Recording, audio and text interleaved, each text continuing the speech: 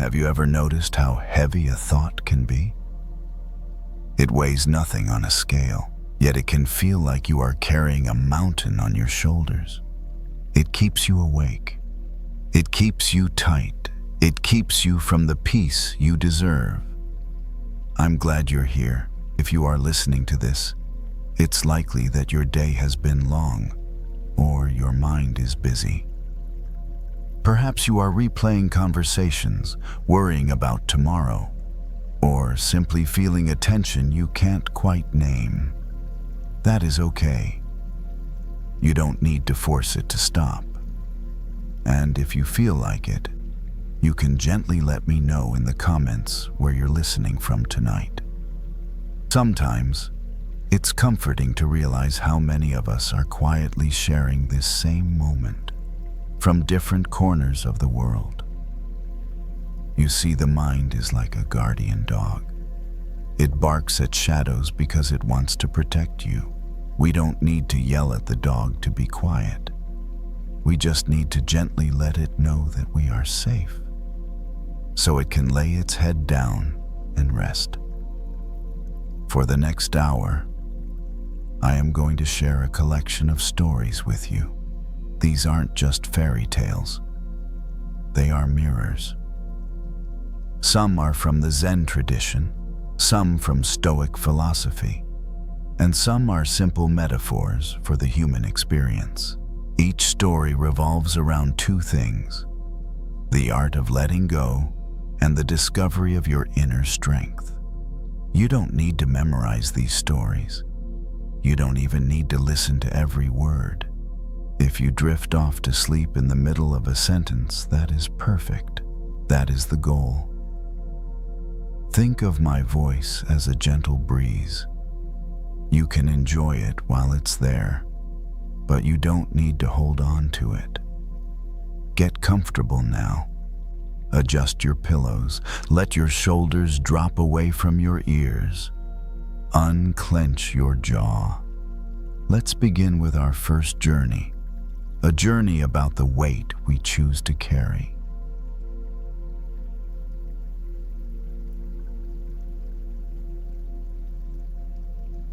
The coffee machine made a tired sound as it finished brewing. Brian stood at the counter of the gas station, one hand on the lid of a paper cup, the other resting on the edge of the sink. It was late enough that the place felt hollow. No line, no rush.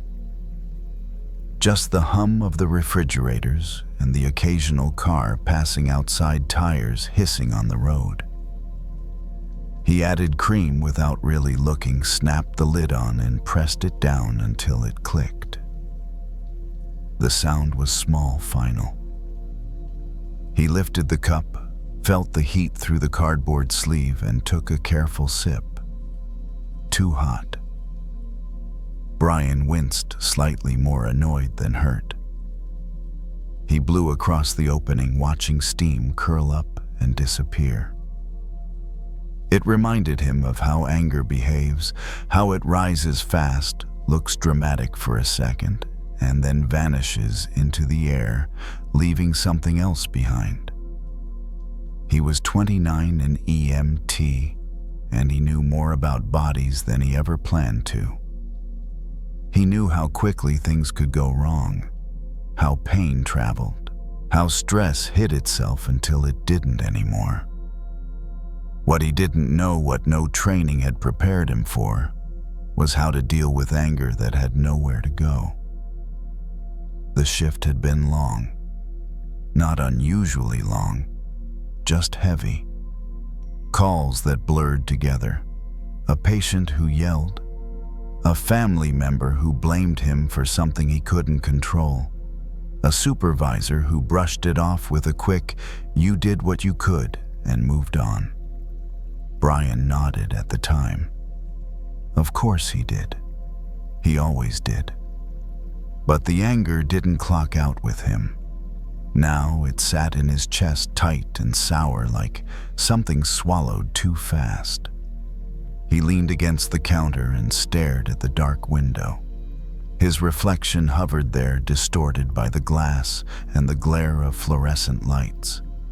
He looked older than he felt, or maybe more tired than he wanted to admit. There was a phrase he'd heard once years ago from a medic who'd been on the job too long to sugarcoat things. Holding on to anger is like drinking poison and waiting for the other person to get sick. At the time, Brian had nodded politely and forgotten it. Tonight, with the cup warm in his hand, the phrase came back with uncomfortable clarity. He took another sip, slower this time. The coffee had cooled just enough to be drinkable, bitter. He considered adding sugar, then decided against it. The bitterness felt honest. Anger often disguises itself as strength, as clarity, as righteousness. It tells you you're right to feel this way. That the heat in your chest is proof of something important. But Brian could feel what it was actually doing. It was draining him. Not all at once. Gradually, like a leak you don't notice until the tank is empty. He paid at the register, nodded to the cashier, and stepped back outside.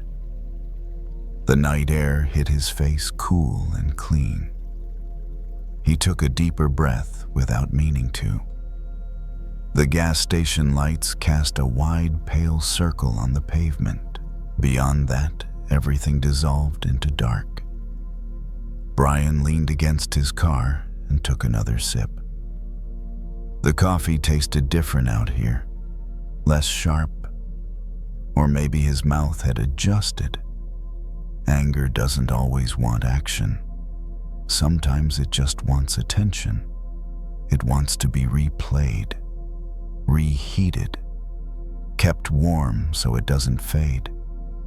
Brian replayed the moment again, the words that had landed wrong, the look on the family member's face, the way his supervisor had already turned away. Each replay tightened his jaw a little more. His shoulders crept up. His grip on the cup grew firmer. And suddenly, he noticed his hand. How hard he was squeezing. He loosened his fingers just a bit. The cup didn't fall. Nothing bad happened. The coffee stayed right where it was. He let out a breath. Brian wasn't ready to forgive anyone.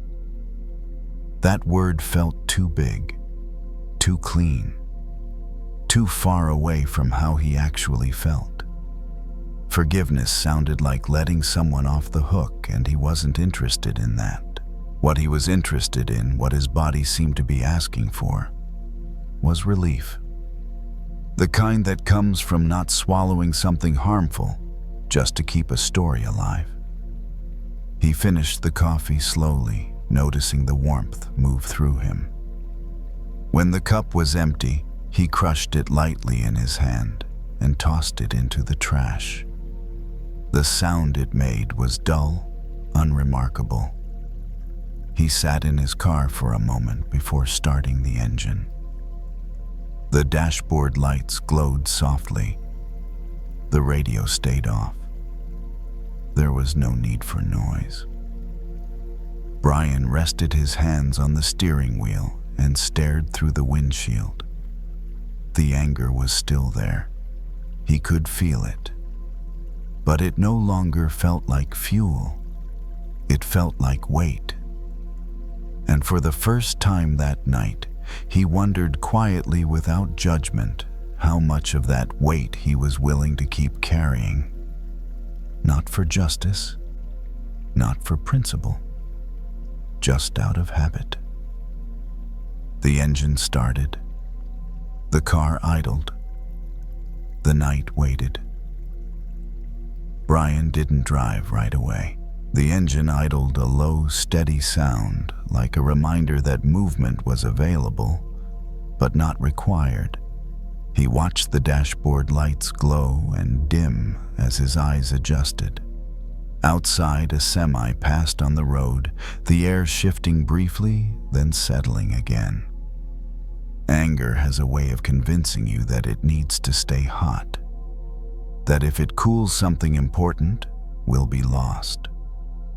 Brian knew that feeling well. In his line of work, alertness mattered. Edge mattered. Letting things slide felt dangerous, like lowering your guard at the wrong moment.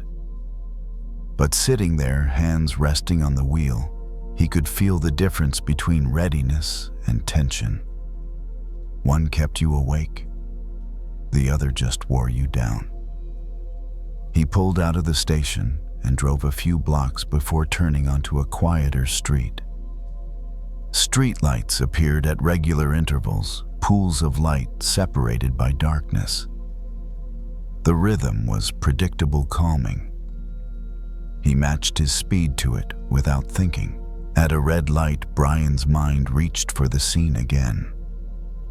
The raised voice, the accusation, the way his chest had tightened.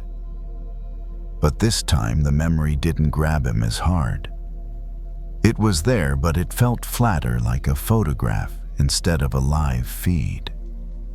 He noticed something else too. Each time he replayed it, his body reacted first. The jaw, the shoulders, the shallow breath. The anger wasn't living in the story, it was living in the muscles that held the story in place. The light turned green. He kept driving. There's a particular exhaustion that comes from anger you can't express. It doesn't burn out quickly. It simmers. It keeps the nervous system on standby long after the moment has passed. Brian felt that exhaustion now, deeper than the end-of-shift fatigue he was used to. He pulled into his driveway and turned the engine off. The sudden quiet was noticeable, but not jarring. He sat for a moment longer, listening to the metal tick softly as it cooled. Inside the house, he didn't turn on many lights, just the small one near the sink. He set his keys down, washed his hands, and watched the water run clear. The simple act grounded him more than he expected. Warm water, soap, rinse, dry. Anger often asks to be justified. It wants a verdict, a winner. Brian didn't give it that tonight. He gave it space. He moved through his evening routine without rushing, changing clothes, opening a window slightly, letting the cooler air move through the room. His body responded before his thoughts did. The tightness in his chest eased a notch. His breathing lengthened. Lying in bed, he stared at the ceiling and waited for the usual replay to begin. It didn't. Not right away. When the memory finally surfaced, it came without the sharp edge. He saw the faces involved. He saw himself. He saw the limits of what he could have done. There was a strange relief in that. Not because it excused anyone, not because it made the situation fair, but because it stopped demanding that he suffer on someone else's behalf. The phrase returned again, drinking poison and waiting for the other person to get sick. This time it didn't feel like a warning. It felt like a description of a habit he no longer needed. Forgiveness, Brian realized, didn't have to mean approval. It didn't have to mean forgetting. It didn't even have to involve the other person. It could simply mean refusing to keep taking the poison. As the room darkened and the sounds of the neighborhood softened, Brian felt his body settle into the mattress. The anger hadn't vanished. It might return tomorrow or the next day or the next difficult call. But tonight, it wasn't in charge. His breath slowed. His thoughts lost their urgency. The mind no longer fed by heat, began to cool on its own. Somewhere between one breath and the next, the day loosened its grip, and the body, no longer carrying something toxic, was finally allowed to rest.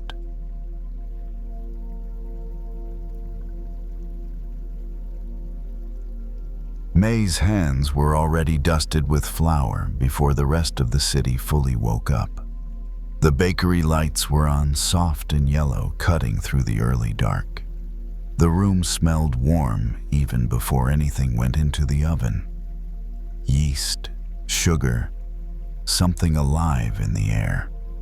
May stood at the stainless steel counter, folding dough over itself again and again, pressing, turning, feeling the texture change under her palms. She'd done this thousands of times. The motion didn't require thought anymore. Her hands knew when the dough needed more pressure, when it needed to rest. The rhythm was steady, almost quieting.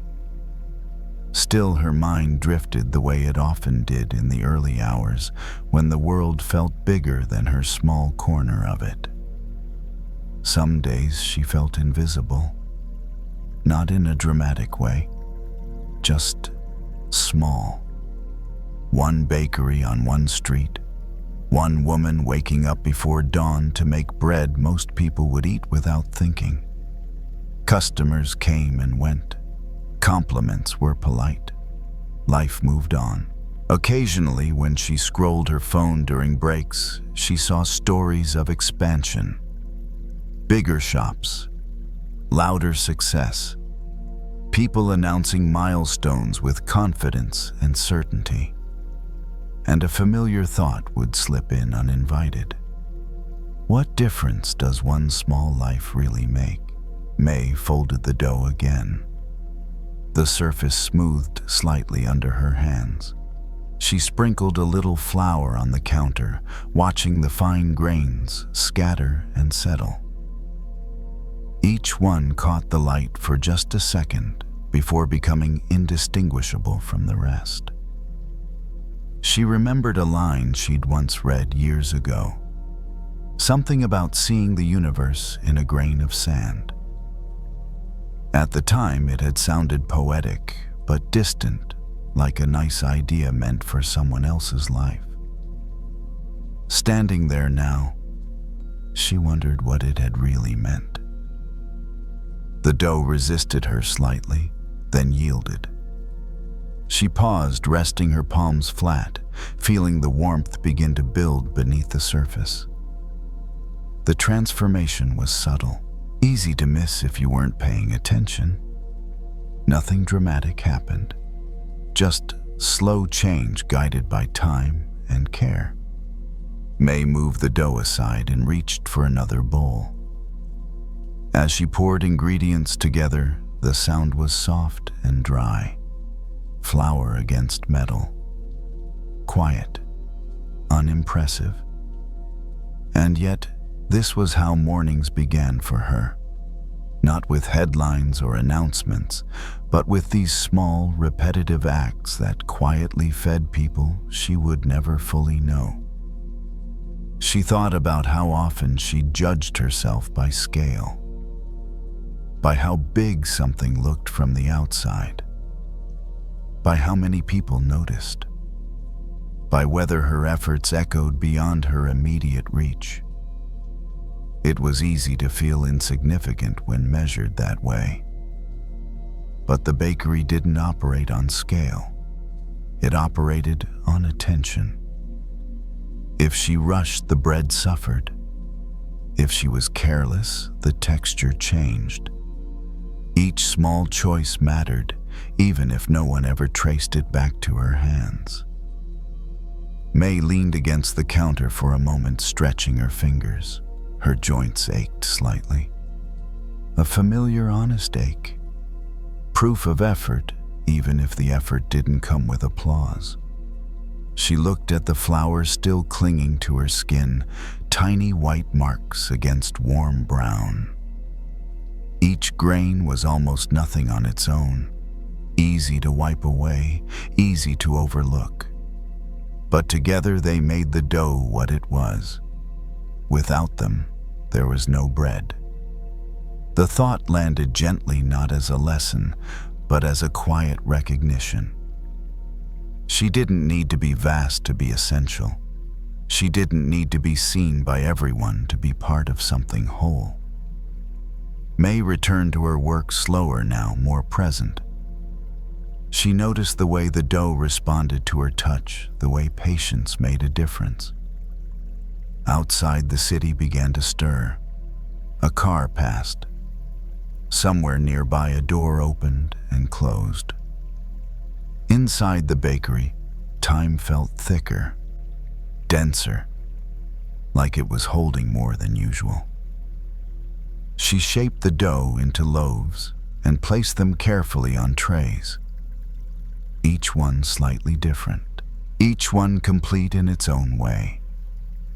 She slid the trays onto the rack and stepped back, wiping her hands on her apron. For a moment, she stood still. She thought about how the world often taught people to look outward for proof of worth, to count impact in visible results, to believe that if something didn't scale, it didn't matter. But here she was in a quiet kitchen before dawn, surrounded by small things that would soon become nourishment. Not symbolic nourishment, real nourishment. Warm bread passed from hand to hand. The oven hummed softly as it heated. May rested her palm against the metal door, feeling the warmth through her skin. She closed her eyes for just a second. If the universe could exist inside something this small, she didn't need to be afraid of her size. She just needed to keep showing up.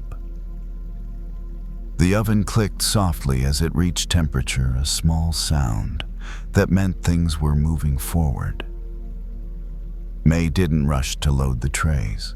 She let the dough rest a little longer, trusting the pause. In baking, waiting was part of the work. Not a delay, not a mistake.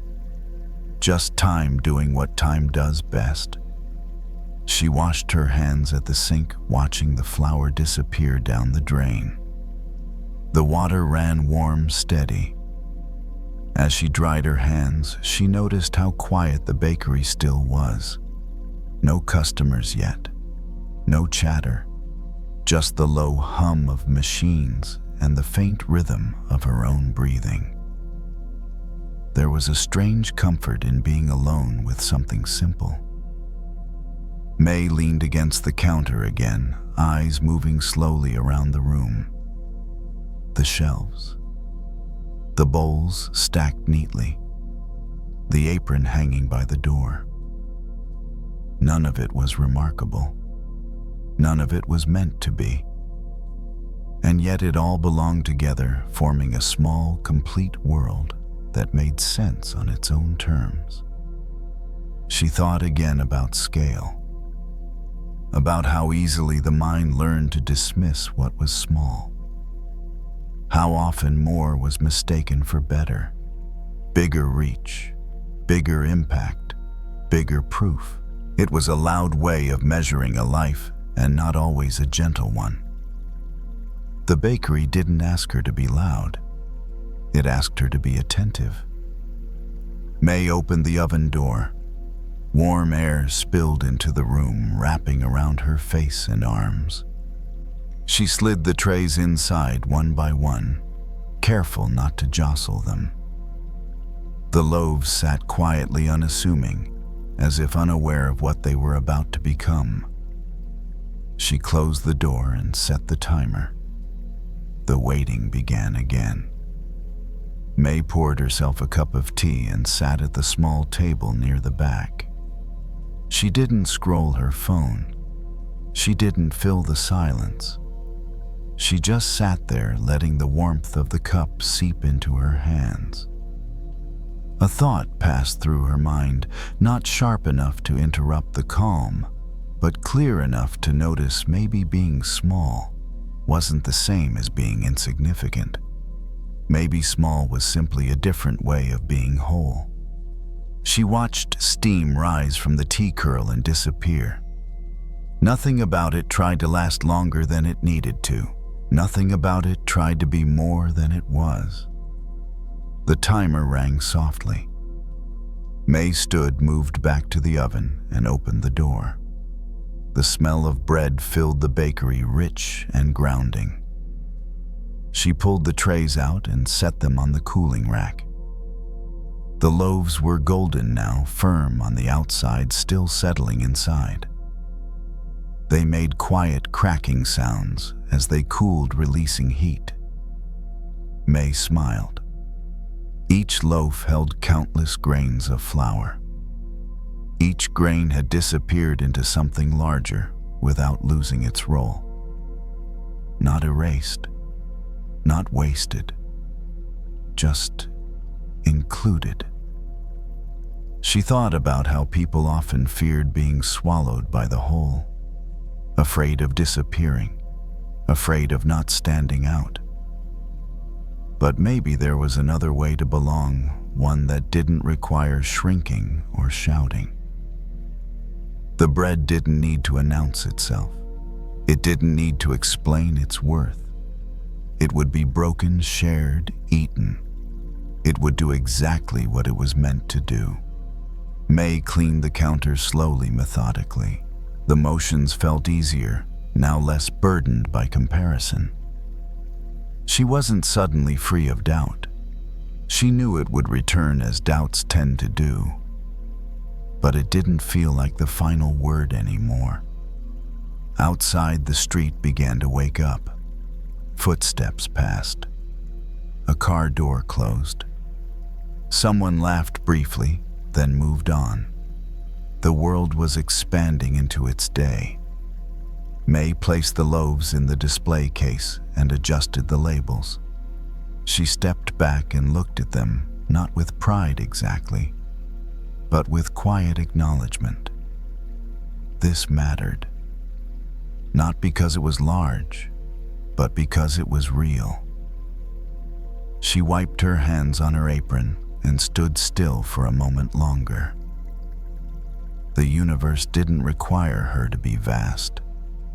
It didn't require her to be everywhere. It only asked her to be here. And in that small, warm bakery, surrounded by ordinary things, she felt something settle into place. Not certainty, not accomplishment, just a sense of belonging that didn't depend on size, like a grain of sand, holding more than it seemed. The leaf had been there longer than Susan expected. It clung to the bare branch outside her window long after the others had let go. Day after day, the tree stood almost empty, its limbs thin against the sky, while that one leaf remained brown at the edges, curled inward, still attached. Susan noticed it one quiet afternoon when she sat by the window with a book she wasn't really reading. The light was soft, the kind that only comes late in the season. Not warm, not cold, just tired. She was 62 now, a librarian for most of her life. Someone who had learned to love slow things, pages turning shelves, settling the low hum of a building holding its breath. Change had never frightened her loudly. It arrived for her in subtler ways. Retirements, empty desks, names that stopped appearing on holiday cards. The leaf didn't move much. Even when the wind came through it, only trembled slightly, as if unsure whether it was ready. Susan found herself watching it longer than she meant to, wondering what kept it there. She told herself it was just biology. A stronger stem, a sheltered angle. Nothing poetic about it. And yet, she kept looking. Later that evening, she stepped out onto the porch, wrapping a cardigan around her shoulders. The air smelled like damp earth and old wood. Somewhere nearby, crickets began their steady rhythm, not loud, not shy. The tree stood just a few steps from the porch railing. Up close, the leaf looked thinner than she'd imagined. Fragile, almost translucent where the light passed through. Susan reached out not to touch it, but to steady herself against the railing. She remembered autumns from years ago when her husband would rake leaves into uneven piles and complain about how they never stayed where he put them. She smiled faintly at the memory, then felt the familiar tightening in her chest that came when a thought didn't have anywhere to land. Loss didn't always arrive as a sharp event.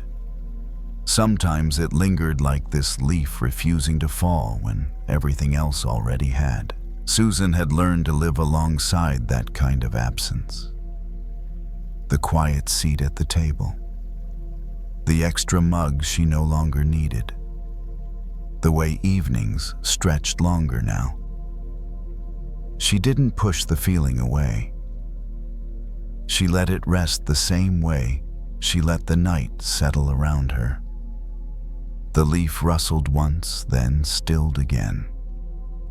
There was something oddly comforting about it. Not the holding on, but the patience. The leaf wasn't fighting gravity. It wasn't resisting change with effort. It was simply still there for now. Susan thought about all the endings she had feared when she was younger. The ones she imagined would break her. The ones she thought she wouldn't survive. Most of them hadn't come the way she expected.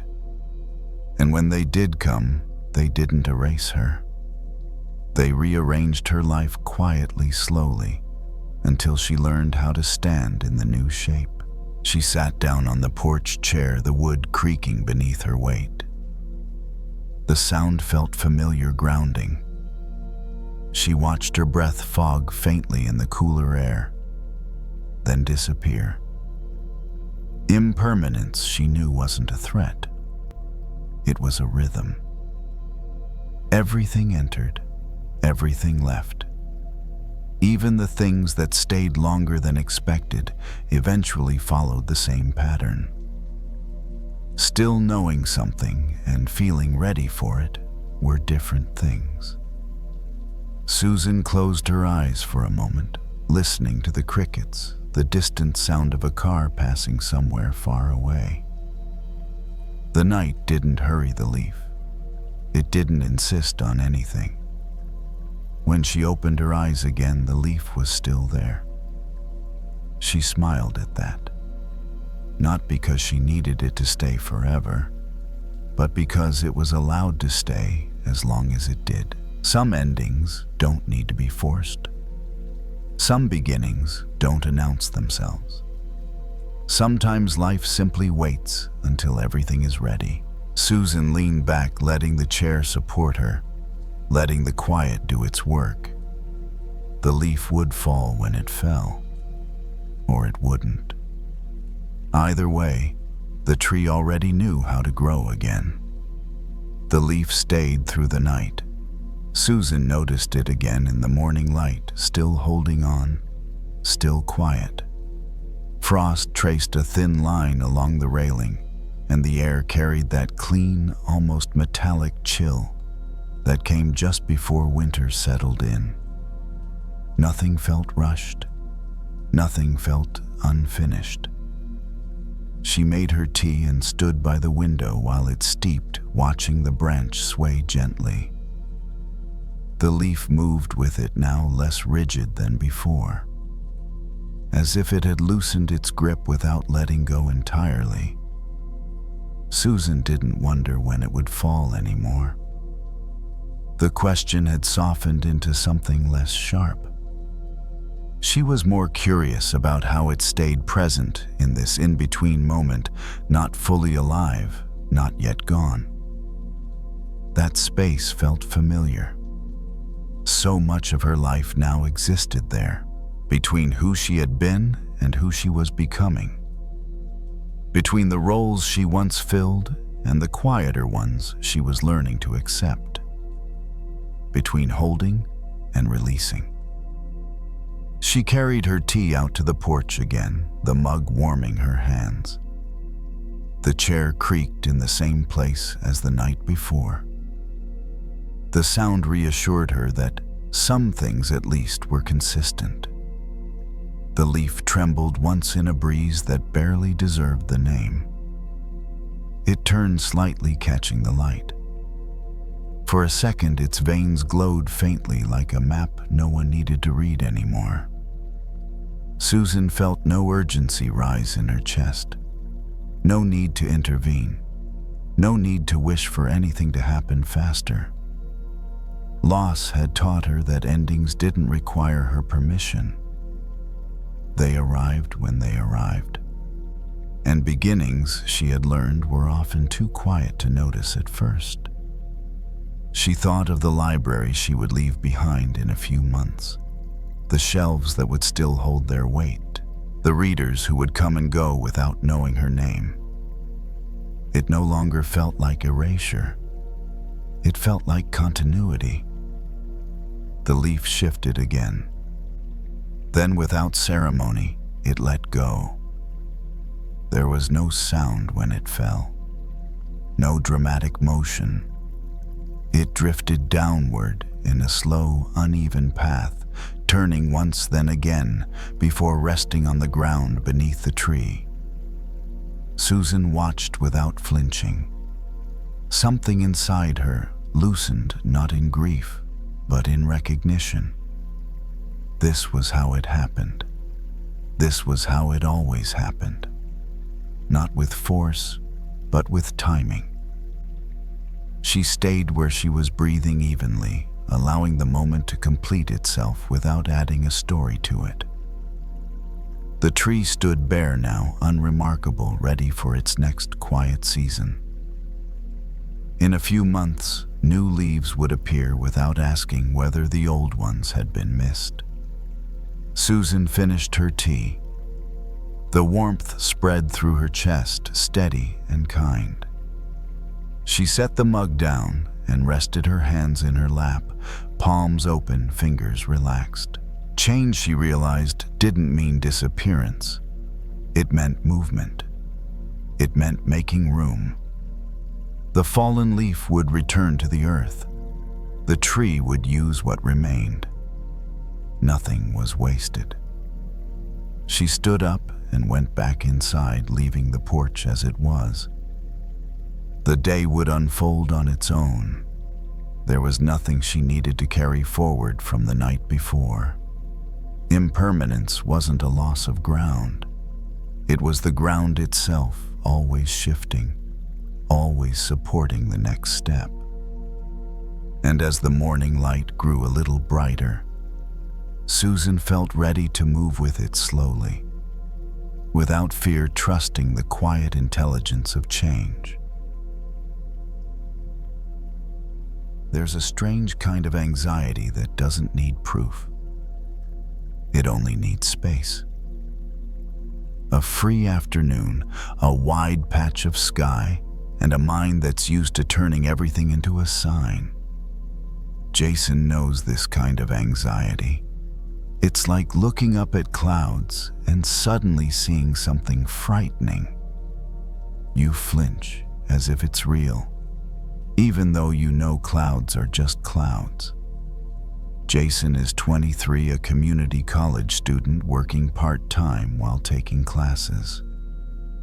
That afternoon, after a long day of lectures, he walks across the grassy area behind campus. The weather isn't especially nice or bad, just a wide sky with clouds drifting slowly by. A light breeze moves through the trees, their branches swaying gently. Everything feels comfortably ordinary. Jason plans to head straight to the parking lot, but his feet stop on the grass almost by habit. A few people are reading, a few small groups are talking quietly, and most of the space is calm. He finds a spot a little farther away, sits down and leans back against his backpack. not because he wants to think, just because his body needs a pause. He tilts his face toward the sky. The clouds are thicker today, white and gray, layers stacked together sliding past the sun and softening the light. Jason exhales. His shoulders drop slightly. Just looking up slows something inside him, as if his mind is allowed to step away from screens and constant notifications. Then, out of habit, his mind starts to draw. A long cloud turns into teeth. A darker edge becomes an eye. A gap between clouds becomes an open mouth. Jason feels himself tense without knowing why. He knows it's only clouds, but his body reacts as if something is staring back. He lets out a small laugh. Not a happy one, just the kind that comes when you realize your own mind has played a trick on you. He used to play this game as a kid, lying on the ground and guessing shapes in the sky. Back then, it was fun. Now it isn't. Now his mind doesn't look for rabbits or boats. It looks for signs, for warnings, for the worst-case scenario. His phone vibrates lightly in his pocket. Jason doesn't pull it out right away. He assumes it's an email from school or a work app. That small vibration is enough to spark a chain of thoughts. What if it's bad news? What if they change the schedule? What if I forgot to turn something in? What if I'm falling behind again? The feeling doesn't crash down like a storm. It's more like another cloud drifting in, dimming everything just a bit. Jason keeps looking at the sky, but now it feels like a screen, and the clouds feel like lines of text he doesn't want to read. He exhales again, slower this time. Not as an exercise, just the natural response of someone trying not to be pulled away. And in that moment, he notices something simple. The cloud that looked like teeth a moment ago is gone. It's changed shape. It's broken apart. Without him doing anything, without him arguing with it or telling himself it isn't scary. It changed because that's what clouds do. Jason keeps watching. The frightening shapes his mind just created change too. Not because he's forcing himself to think positively, but because the base of it all, the clouds are always moving. When the base keeps moving, the images can't stay fixed. He feels something loosen in his chest, just a little. Like realizing that what scared you doesn't have claws or teeth, only a temporary shape made by light and angle. And if that's true, then maybe many things in his mind are like that too. The monsters of the future, the signs that he'll fail, the proof that he isn't enough. Maybe they're just clouds passing through a tired sky. Jason finally takes out his phone. Not to chase the worry, just to look. A simple notification, a reminder about his weekend work shift. No bad news, no disaster, just an ordinary message. He turns off the screen and slips the phone back into his pocket. He realizes he's done something rare. He looked at reality instead of imagination. He lifts his face to the sky again.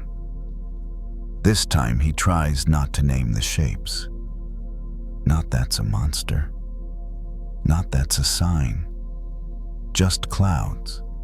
White, gray, moving, and a light breeze. If you're listening and you recognize this habit of looking at the sky in your mind and seeing only frightening shapes, that's okay.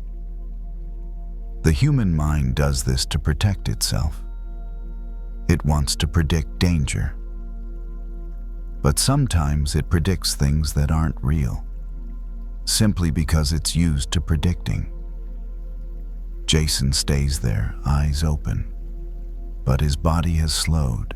No big answers appear, just a small realization some things that look like monsters are really just clouds passing by. Jason stays there longer than he expects. Not because anything special is happening, but because nothing needs to happen. The grass feels soft beneath his back. His backpack just high enough to keep his neck comfortable. Above him, the sky continues doing the only thing it knows how to do, drifting. A thin cloud peels away from a larger one, stretching out like a loose thread.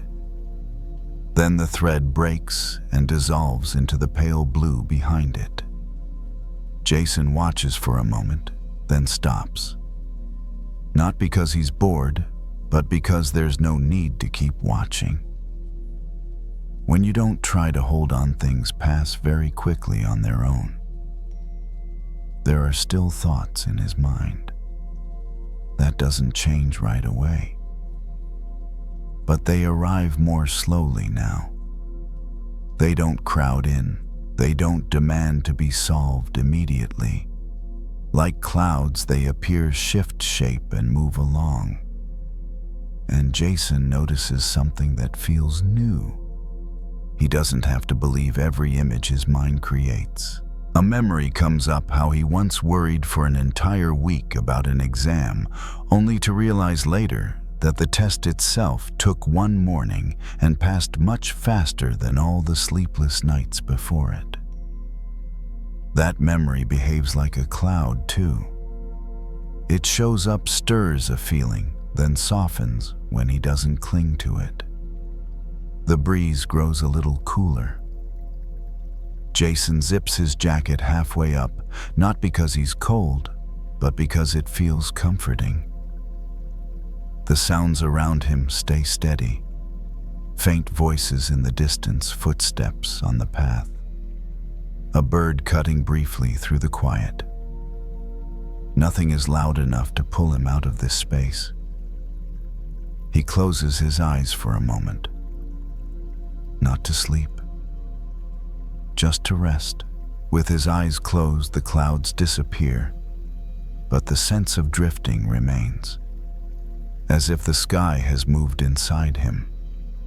When he opens his eyes again, the clouds have shifted. The shapes from earlier are gone.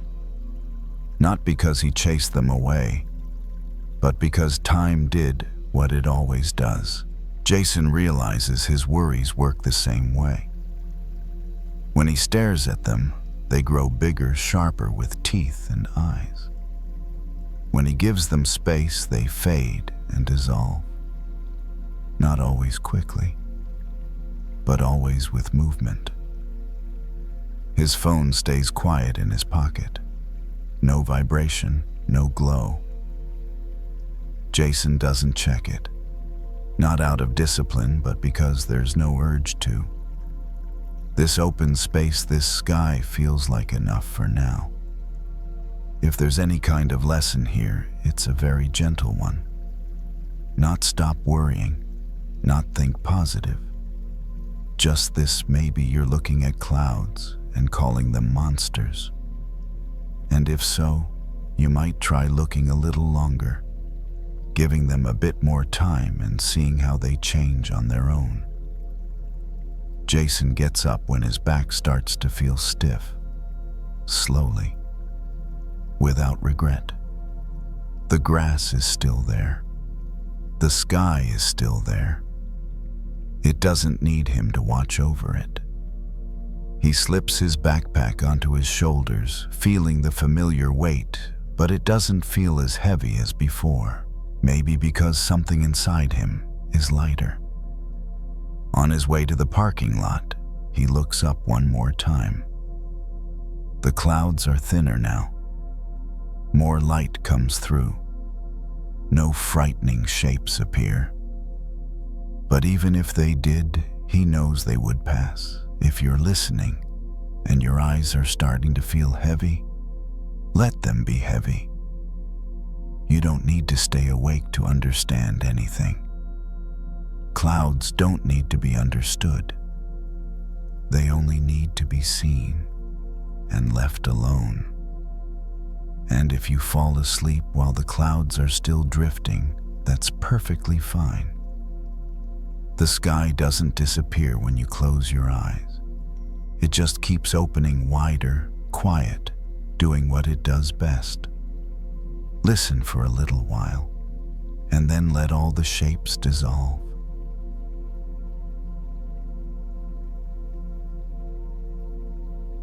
Sophia stayed longer than she needed to.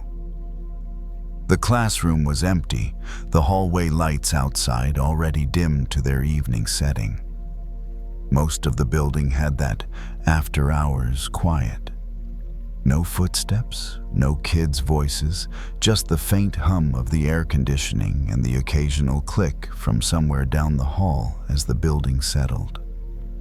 She stood by her desk with her tote bag still on her shoulder, staring at the whiteboard like it might tell her what to do with the feeling that had been following her all day. It wasn't rage. It wasn't even loud anger. It was disappointment. The kind that sits behind your ribs and makes everything feel heavier than it should. Sophia was 30, an elementary school teacher, and she had learned how to keep her face calm even when her heart felt bruised. A classroom demanded steadiness. Kids could sense it the way animals sense weather. If she carried too much tension, they carried it too. So she smiled when she had to. She kept her voice warm. She did the lesson. She cleaned the glue sticks off the tables.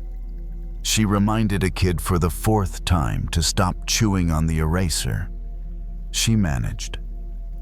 But in the quiet, when the room finally belonged to no one, the feeling returned with more clarity. It started with a message. Just one line on her phone earlier that morning. A parent email, polite on the surface, sharp underneath. The kind of message that reads like concern, but feels like accusation. It wasn't the first time. But today it landed differently. Sophia had stared at her screen in the teacher's lounge, coffee in hand, and felt something heat up in her chest. Not because the parent was entirely wrong, not because she was guilty, but because she was tired of being doubted by people who didn't see the whole day. She typed a response 3 times, deleted it 3 times. Finally, she wrote something short and professional and careful, the kind of email that takes all the emotion out of your body and turns it into safe sentences. Then she went on with her day, like nothing happened. Now, standing in the empty classroom, she could feel the leftover heat in her throat. The words she didn't say. The urge to defend herself. The urge to be seen. She walked to the window and looked out at the parking lot. The sky was a pale gray blue, clouded over in a way that didn't look like rain, but didn't look like clear weather either. The sun wasn't visible. Still, the light was there, spread out, muted, filling everything without a direct source. Sophia remembered something her grandmother used to say when she was a kid. The sun is always there. Clouds just cover it for a while.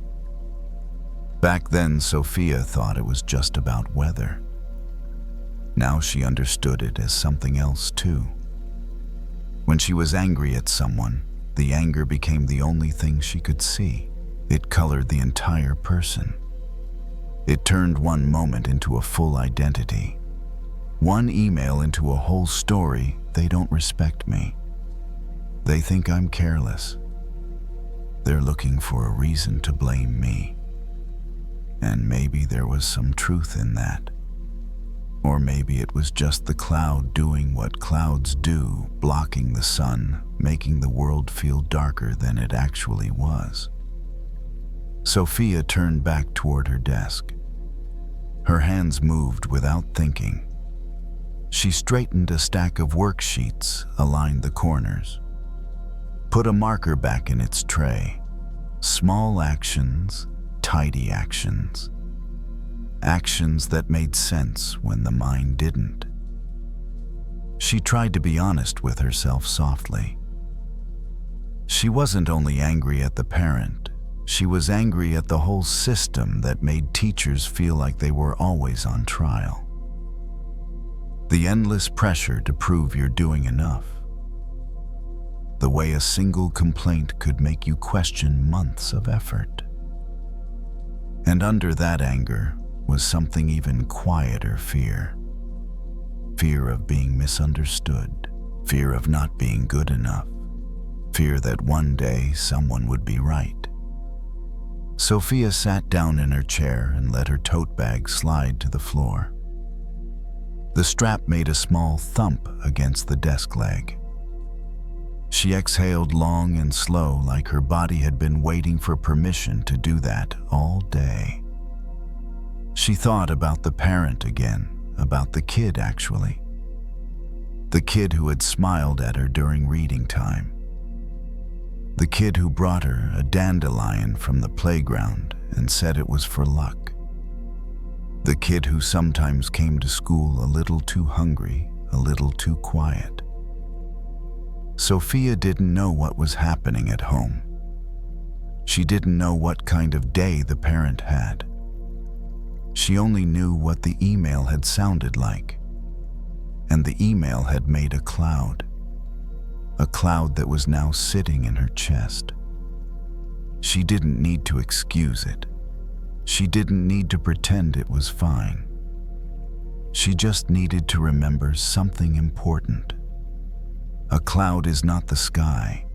A cloud is not the sun. A cloud is a passing thing. Sophia reached for the light switch near the door and clicked off one row of fluorescent lights. The room dimmed slightly. She clicked off another. The hum softened. The classroom became gentler, less sharp around the edges. In the lower light, the whiteboard looked less demanding. The desks looked more like quiet furniture than stations of responsibility. The whole room felt like it was exhaling with her. Sophia stood by the door for a moment, hand on the switch, and let the last bit of heat in her body settle. The email would still be there tomorrow. The story would still be there if she wanted to pick it up again. But tonight she didn't want to carry it home. Not the cloud. Not the storm she could make out of it. She turned off the final lights, locked the classroom, and stepped into the hallway where the building felt cool and calm. The sun, she reminded herself as she walked, hadn't gone anywhere. It was just behind something for a while. Sophia didn't check her phone on the drive home. It sat face down in the cup holder, silent dark. She noticed the urge to reach for it anyway, just to see if anything else had come in. Just to confirm the story hadn't changed. She let the urge pass. The road ahead was familiar streetlights, spaced evenly, each one appearing and disappearing at a steady pace. Her shoulders dropped a little as she drove. At home, she left her shoes by the door and didn't turn on the overhead lights. A small lamp in the living room was enough. The apartment felt still in that end-of-day way, like it had been waiting patiently for her to arrive and stop moving. She poured herself a glass of water and stood by the window while she drank. Outside, the sky had darkened completely now. The clouds were still there, she could tell, but they'd blended into the night. nothing dramatic. Just layers of gray moving slowly, doing what they do. Anger has a habit of overstating its case. It takes a moment and stretches it into a verdict. It takes one interaction and uses it to explain an entire person. Sophia could feel how easily she'd slipped into that earlier, how the email had begun to stand in for the parent, for the relationship, for the whole year. But now, with the day at a distance, the feeling had changed shape. It wasn't gone. It just wasn't loud. She sat on the couch and let herself sink into the cushion. Her body felt tired in a clean way, the kind that comes after holding a lot and finally setting some of it down. She rested her hands on her lap and noticed how warm they were, how steady. The image returned to her, not the email, not the words, but the sky from earlier. The way the light had still filled everything, even without a visible sun. She thought about the parent again, but differently this time. Not as an antagonist, not as a character in a story, just as a person likely tired in their own way, worried in the way parents often are, when they don't know how else to be. This didn't make the email okay. It didn't erase the sting, but it softened the edges. Forgiveness, Sophia realized, didn't have to be a feeling she summoned. It didn't have to be warm or generous or complete.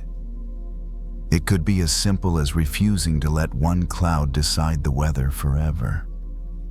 She wasn't forgiving the behavior. She was forgiving the moment, its power.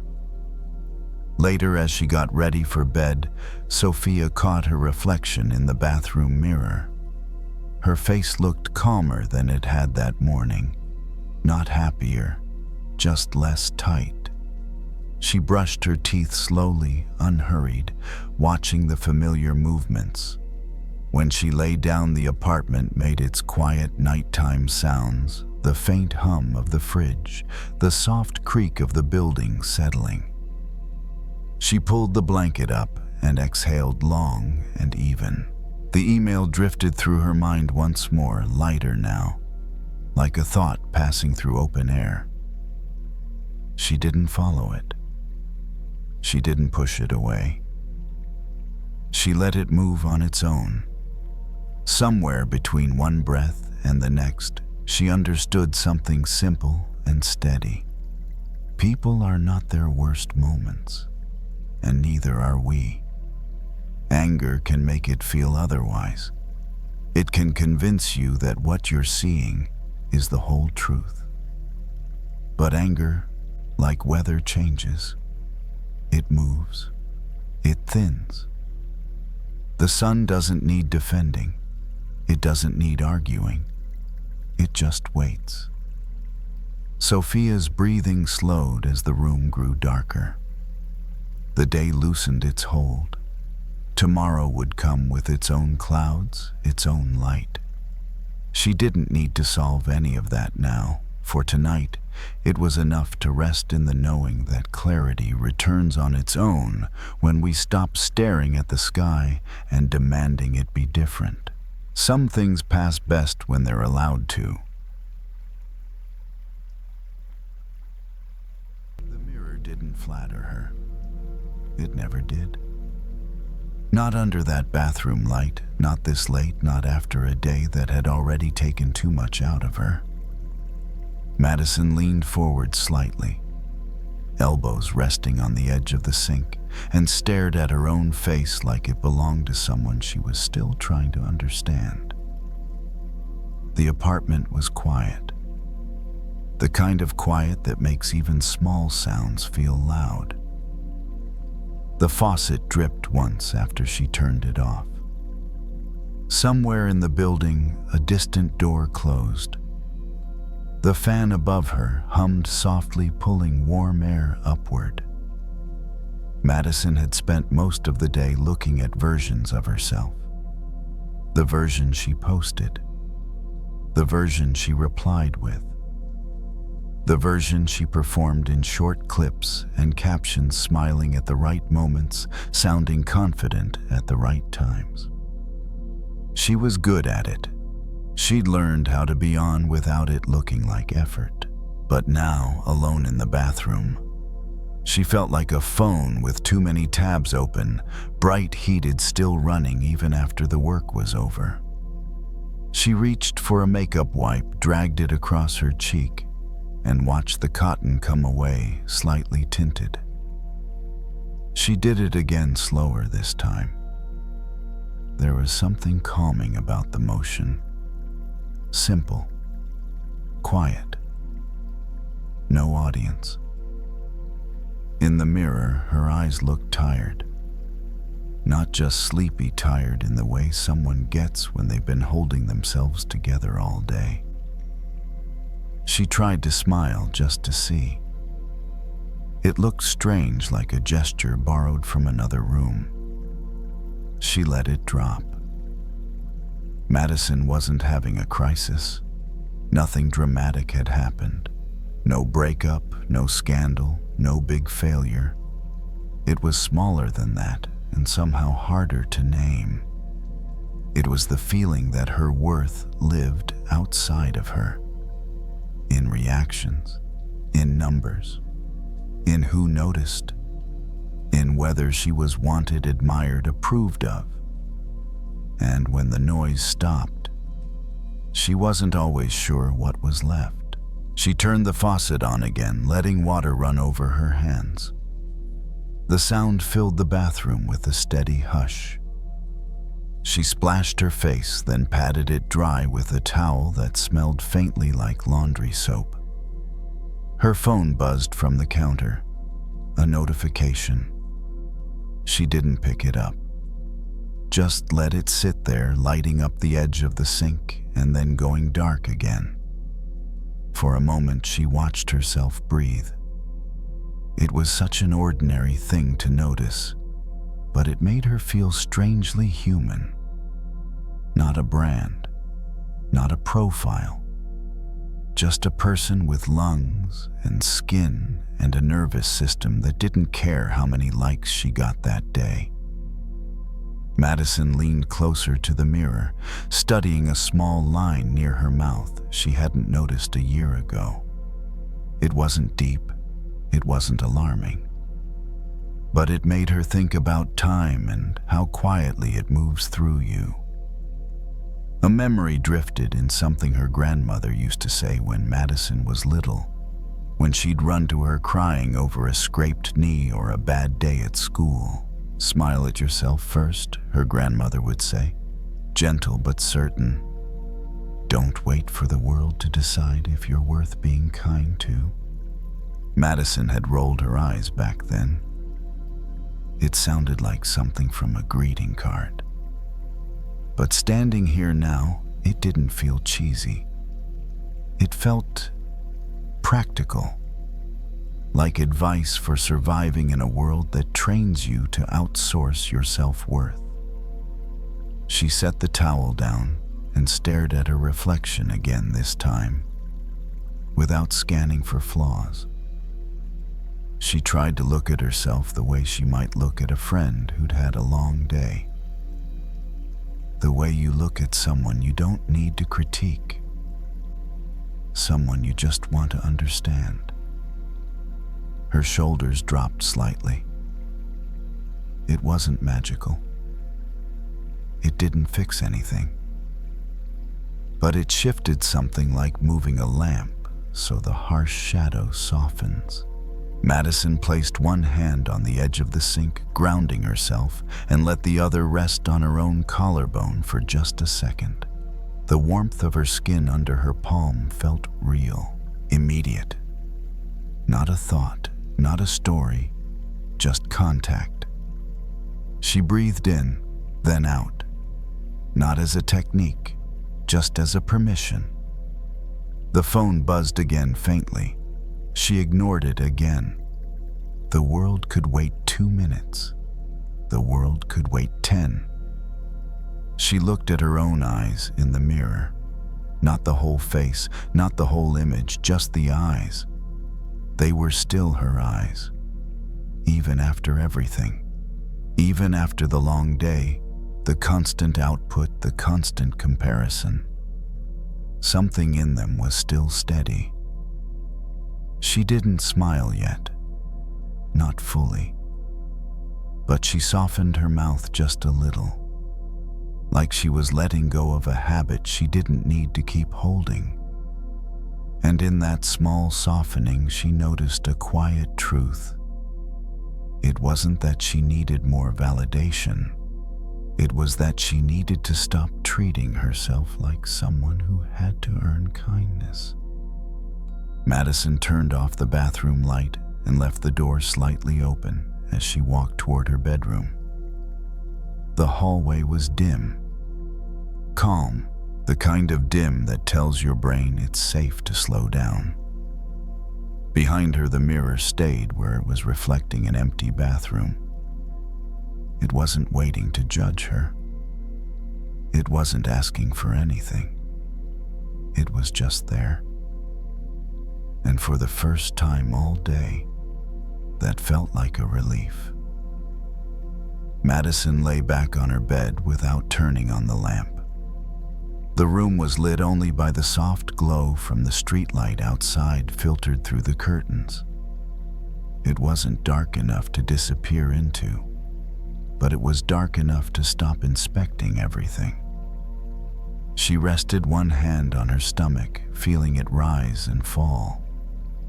The other hand lay open beside her palm, up, fingers loose. Her body seemed to understand before her thoughts did that nothing more was required of her tonight. The day replayed itself in fragments. A comment she'd reread too many times. A moment where she'd wondered if she should have said something differently. A brief spike of relief when a post did well, followed by the quiet drop afterward. None of it arrived with the same sharpness it had earlier. It came through a layer of distance now, as if softened by the dim light. She thought again of the mirror. Not the image exactly, but the feeling of standing there without trying to fix anything. Without adjusting angles. Without searching for reassurance or bracing for disappointment. Just meeting herself as she was. That felt new. Madison realized how rarely she did that. How often she approached herself like a problem to solve a version, to improve a thing, to optimize. Even rest had become something she tried to do well, something to succeed at. But lying here with the room quiet and her phone face down on the nightstand, she felt no pull to perform. No need to curate. No one to convince. The thought came gently without insistence. I'm already here. She remembered how easy it had been earlier to place her hand on her own chest. How grounding it felt to feel warmth instead of judgment. It hadn't been dramatic. It hadn't changed her life. But it had changed the tone of the moment. Sometimes healing wasn't about breakthroughs. Sometimes it was about not adding another layer of pressure. Madison rolled slightly onto her side, tucking her knees in just enough to be comfortable. The sheets were cool. The pillow held the familiar shape of her head. Her breathing slowed, not because she told it to, but because there was space for it to do so. She thought about how long she'd been waiting for permission to feel okay. Waiting for the right response, the right reaction, the right signal from outside herself. As if peace were something that had to be handed to her by someone else. But nothing had stopped her from offering it to herself. The mirror hadn't demanded anything. It hadn't praised or criticized. It had simply reflected what was there. And what was there beneath the layers of effort and expectation was someone who was tired but still whole. Someone who didn't need to earn rest. Someone who didn't need to be impressive in order to be worthy of care. Madison felt her jaw unclench slightly. Her shoulders sank into the mattress. A small exhale left her longer than the ones before. There was no urgency to fall asleep, no goal to reach. If sleep came, it would come. If it didn't, this quiet was still enough. She imagined the mirror again now, empty, the bathroom light off. Nothing staring back. Nothing asking her to be different. Just a room at rest. Her thoughts began to drift, not in a scattered way, but in the slow, wandering way that comes before sleep. Images blurred together. The sharp edges of the day softened. Madison didn't think about tomorrow. She didn't plan. She didn't rehearse. She stayed with what was simple and present: breath, warmth, stillness. If she smiled now, it wasn't for the mirror. It wasn't for anyone at all. It was the kind of smile that happens when you stop resisting yourself. Small, private, almost imperceptible. She let it fade naturally. In the quiet, there was nothing to fix, nothing to prove, nothing missing. Just a person resting inside her own life. And that was enough for the night.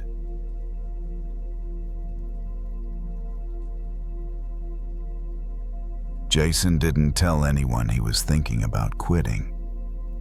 Not because he was ashamed exactly. More because he didn't have the energy for the conversations that would follow. The encouragement, the advice, the well-meaning questions that sounded like pressure. He could already hear the phrases people used when they wanted to help. Don't give up. You're almost there. Just push through. He was 23 at community college, trying to finish a program he'd picked because it sounded practical. Something stable. Something that would make his mom relax when she asked for the 5th time in a week how school was going.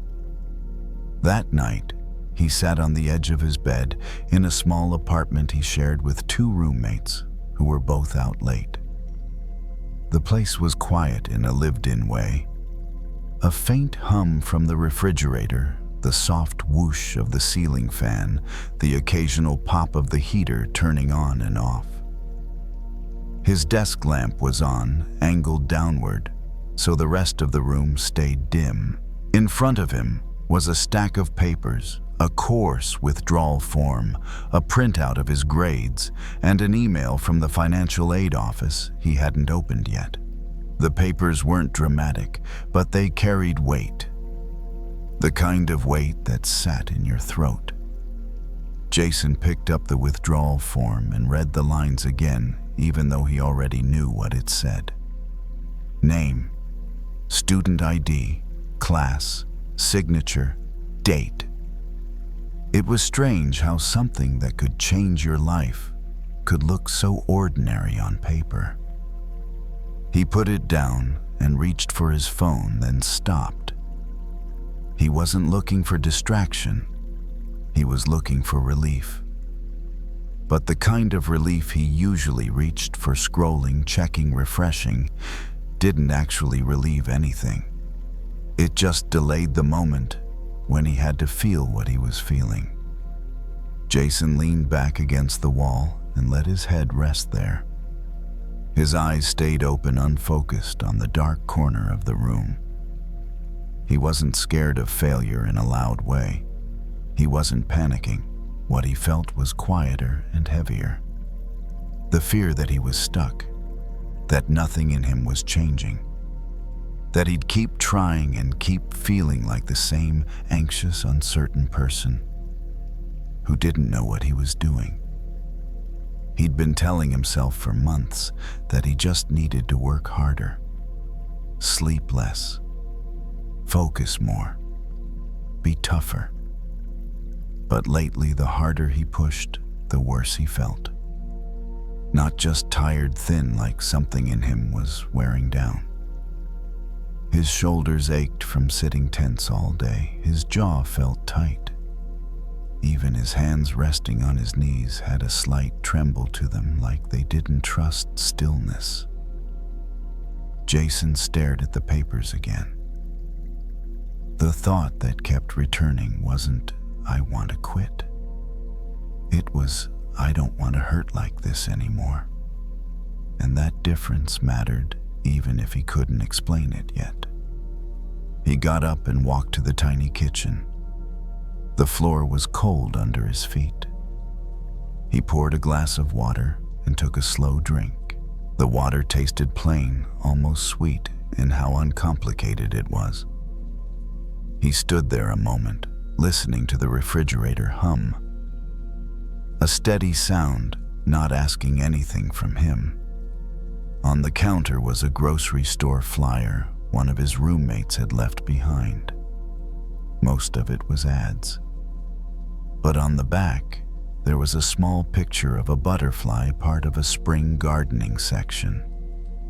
Jason didn't care about gardening. Still, his eyes paused there. A butterfly. Bright wings. Lightness. He thought randomly of how a caterpillar becomes one. Not the pretty part, the slow part. The part people didn't post, the part where it disappears into something tight and sealed and confusing. It wasn't a neat transformation. It was a messy one, a dissolving. Jason had seen a video once in a biology class he barely remembered of a caterpillar turning into a chrysalis. He'd expected it to look like a simple upgrade, like a costume change. Instead, it looked like an ending, like the caterpillar was giving up its shape, like it was surrendering to something it didn't understand. And then later, something new came out. Jason set the glass down and went back to his room. He didn't feel inspired. He didn't suddenly know what to do. But the image stayed with him, not the butterfly, but the chrysalis, the in-between place. Maybe that was where he was. Not failing, not succeeding, just changing. He sat down again, the withdrawal form still on the bed beside him. His fingers hovered over the paper. He didn't sign. He didn't tear it up either. He simply let it be there without forcing a decision out of himself. The ceiling fan moved the air in a slow circle, over and over, like time doing what time does. Jason exhaled longer than he meant to. The tightness in his chest softened a little, not because his problems were solved, but because he'd stopped squeezing himself for an answer. Sometimes the pain isn't punishment. Sometimes it's the skin getting too small. He didn't need to call it growth. He didn't need to call it transformation. He only needed to admit the truth of it. The old way he'd been living didn't fit anymore. And maybe the next thing wouldn't arrive through force. Maybe it would arrive through letting something end. He lay back on the bed, still fully dressed, and let his eyes close for a moment. The room stayed quiet. The papers stayed where they were. The future stayed outside the door, waiting its turn. For now, Jason was allowed to be in the in-between. Jason woke sometime later, not fully asleep, not fully awake. The room was darker now. The desk lamp had clicked itself off, and the only light came from the thin strip under the door where the hallway glowed faintly. The ceiling fan still turned slow and patient, moving the same air it had been moving all night. For a few seconds, he didn't remember what time it was or what day it was. That small disorientation felt almost kind. There was no label yet, no role to step back into. His body felt heavy, but not in the exhausted way he'd grown used to. This heaviness was softer, like something settling rather than collapsing. His shoulders weren't pressed up around his ears anymore. His jaw wasn't clenched. Jason lay there and noticed his breathing. It came and went on its own without instruction. When he stopped trying to manage it, it slowed. When it slowed, his thoughts thinned out. The papers were still on the bed beside him. He could see their edges in the low light. They didn't look threatening now, they just looked unfinished. He rolled onto his side and pulled the blanket up around his shoulders. The fabric was warm, familiar. He hadn't changed clothes, but it didn't matter. Comfort didn't require preparation tonight. The image of the chrysalis returned quietly, not as an idea, not as a metaphor he needed to analyze, but as a feeling, tight, enclosed, still. Inside a chrysalis, he remembered the caterpillar doesn't simply wait. Its old body breaks down. The structures that once made sense dissolve. What emerges later isn't a repaired version of the same thing. It's something different. That part had always unsettled him. Jason had been trying to carry his old shape forward. The same expectations, the same measures of success, the same timeline everyone seemed to agree on. No wonder it hurt. No wonder he felt like he was failing at a version of life that no longer fit. Fear had told him that stopping meant falling behind, that letting something end meant losing everything. But lying there in the quiet, he could feel another truth beneath that fear. Not all endings were losses. Some were releases. He didn't need to decide tonight whether he would stay in the program or leave it. He didn't need to map out a new identity. He didn't need to become the butterfly before the night was over. The work of this moment was smaller. It was staying still long enough for the struggle to stop thrashing. Jason rested one hand on his chest and felt the warmth there. A steady presence. Proof that something in him was still working, still alive, still responding to care. Outside, a car passed somewhere on the street, tires hissing softly against the pavement. The sound came and went without leaving a trace. The world kept moving without requiring his participation. That was a relief. He let his thoughts drift without grabbing onto them. School, work, his mom's worried face. None of them needed his attention right now. They could wait outside the cocoon of this night. Change didn't feel like excitement. It felt like quiet, like not having to explain himself to anyone, even to himself. Jason's breathing grew slower. His body sank deeper into the mattress. The boundary between thought and rest softened like the edges of a picture losing focus.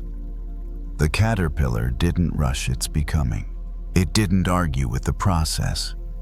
It didn't demand proof that something better was coming. It simply allowed the old form to end. Jason felt his eyelids grow heavy again. This time he didn't resist it. He didn't try to stay alert. He didn't tell himself to sleep. He just let go of the need to be anything other than what he was in this moment. Not finished, not broken, just changing. The night held him without questions. The room stayed dark and steady.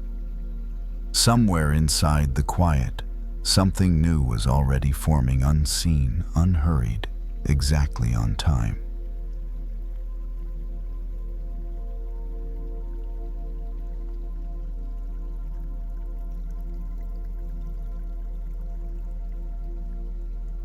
There are days when Ava doesn't realize she's been holding her breath until her body starts to feel tired. Not holding her breath in the literal way, like underwater, but the everyday kind of holding belly, slightly tight chest, a little constricted shoulders, subtly lifted as if relaxing would cause everything to slip out of her hands. It's a small, quiet reflex, but when it lasts long enough, it turns into a kind of exhaustion that's hard to name. Ava is 29, a flight attendant.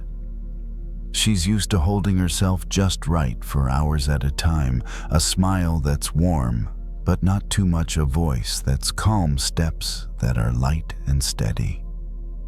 On the plane, everything follows a procedure. And in her mind, everything does too. It just never shuts off. After each flight, when she gets back to her hotel room, she expects to feel lighter.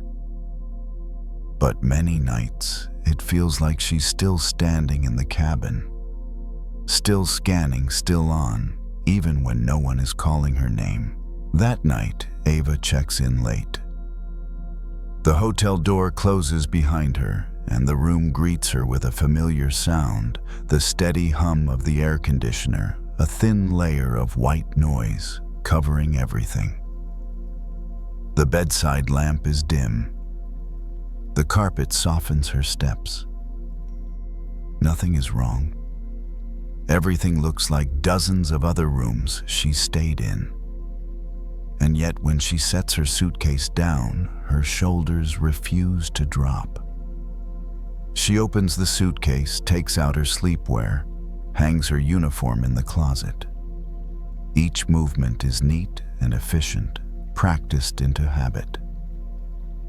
But when everything is put away, when the suitcase is closed, when the key card is placed on the table, Ava notices something simple. She still hasn't let out a full breath. She sits on the edge of the bed. The mattress dips slightly softer than she expected. She rests her hands on her thighs and looks down at her fingers. Her nails are painted a light color, chipped a little on her thumb. A small, unimportant detail, but enough to bring her back into the moment, like a gentle tap on the shoulder. Ava inhales. The breath comes in quickly as usual. But when she exhales, it stops halfway, as if there's a door inside her that only opens part way.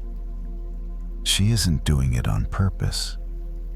Her body is just holding the breath, holding the posture, holding something she can't quite name.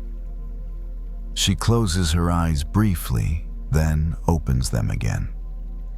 Not to meditate, just to check where she actually is. In a hotel room, alone. No announcements, no passengers, no emergencies.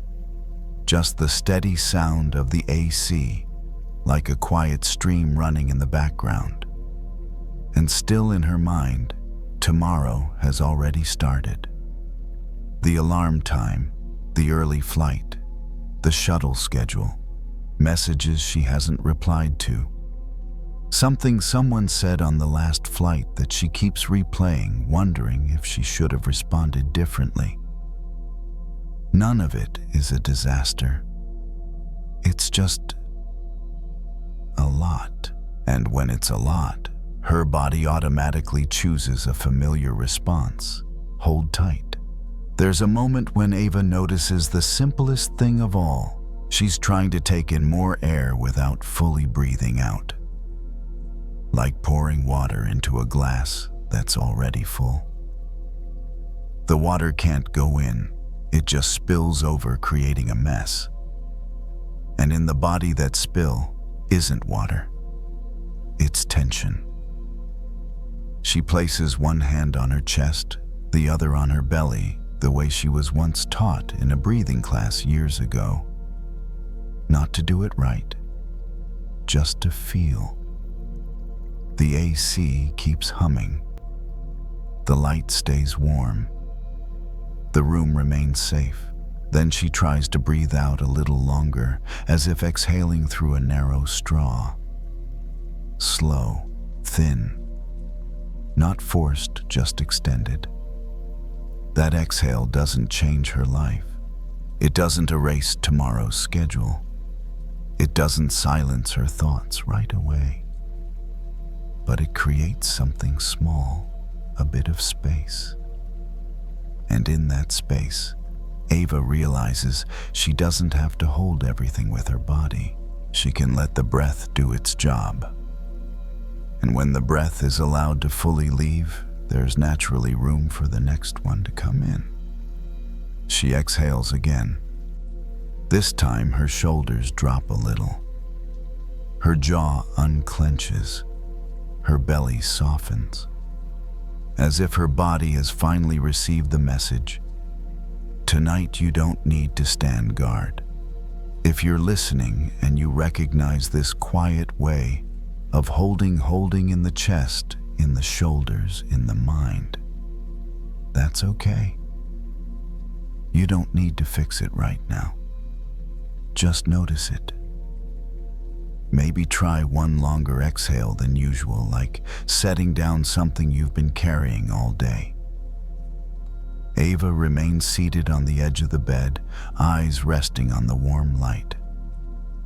And for the first time that evening, she feels like she can stay in her body, instead of running endlessly in her head. Ava stays there a little longer.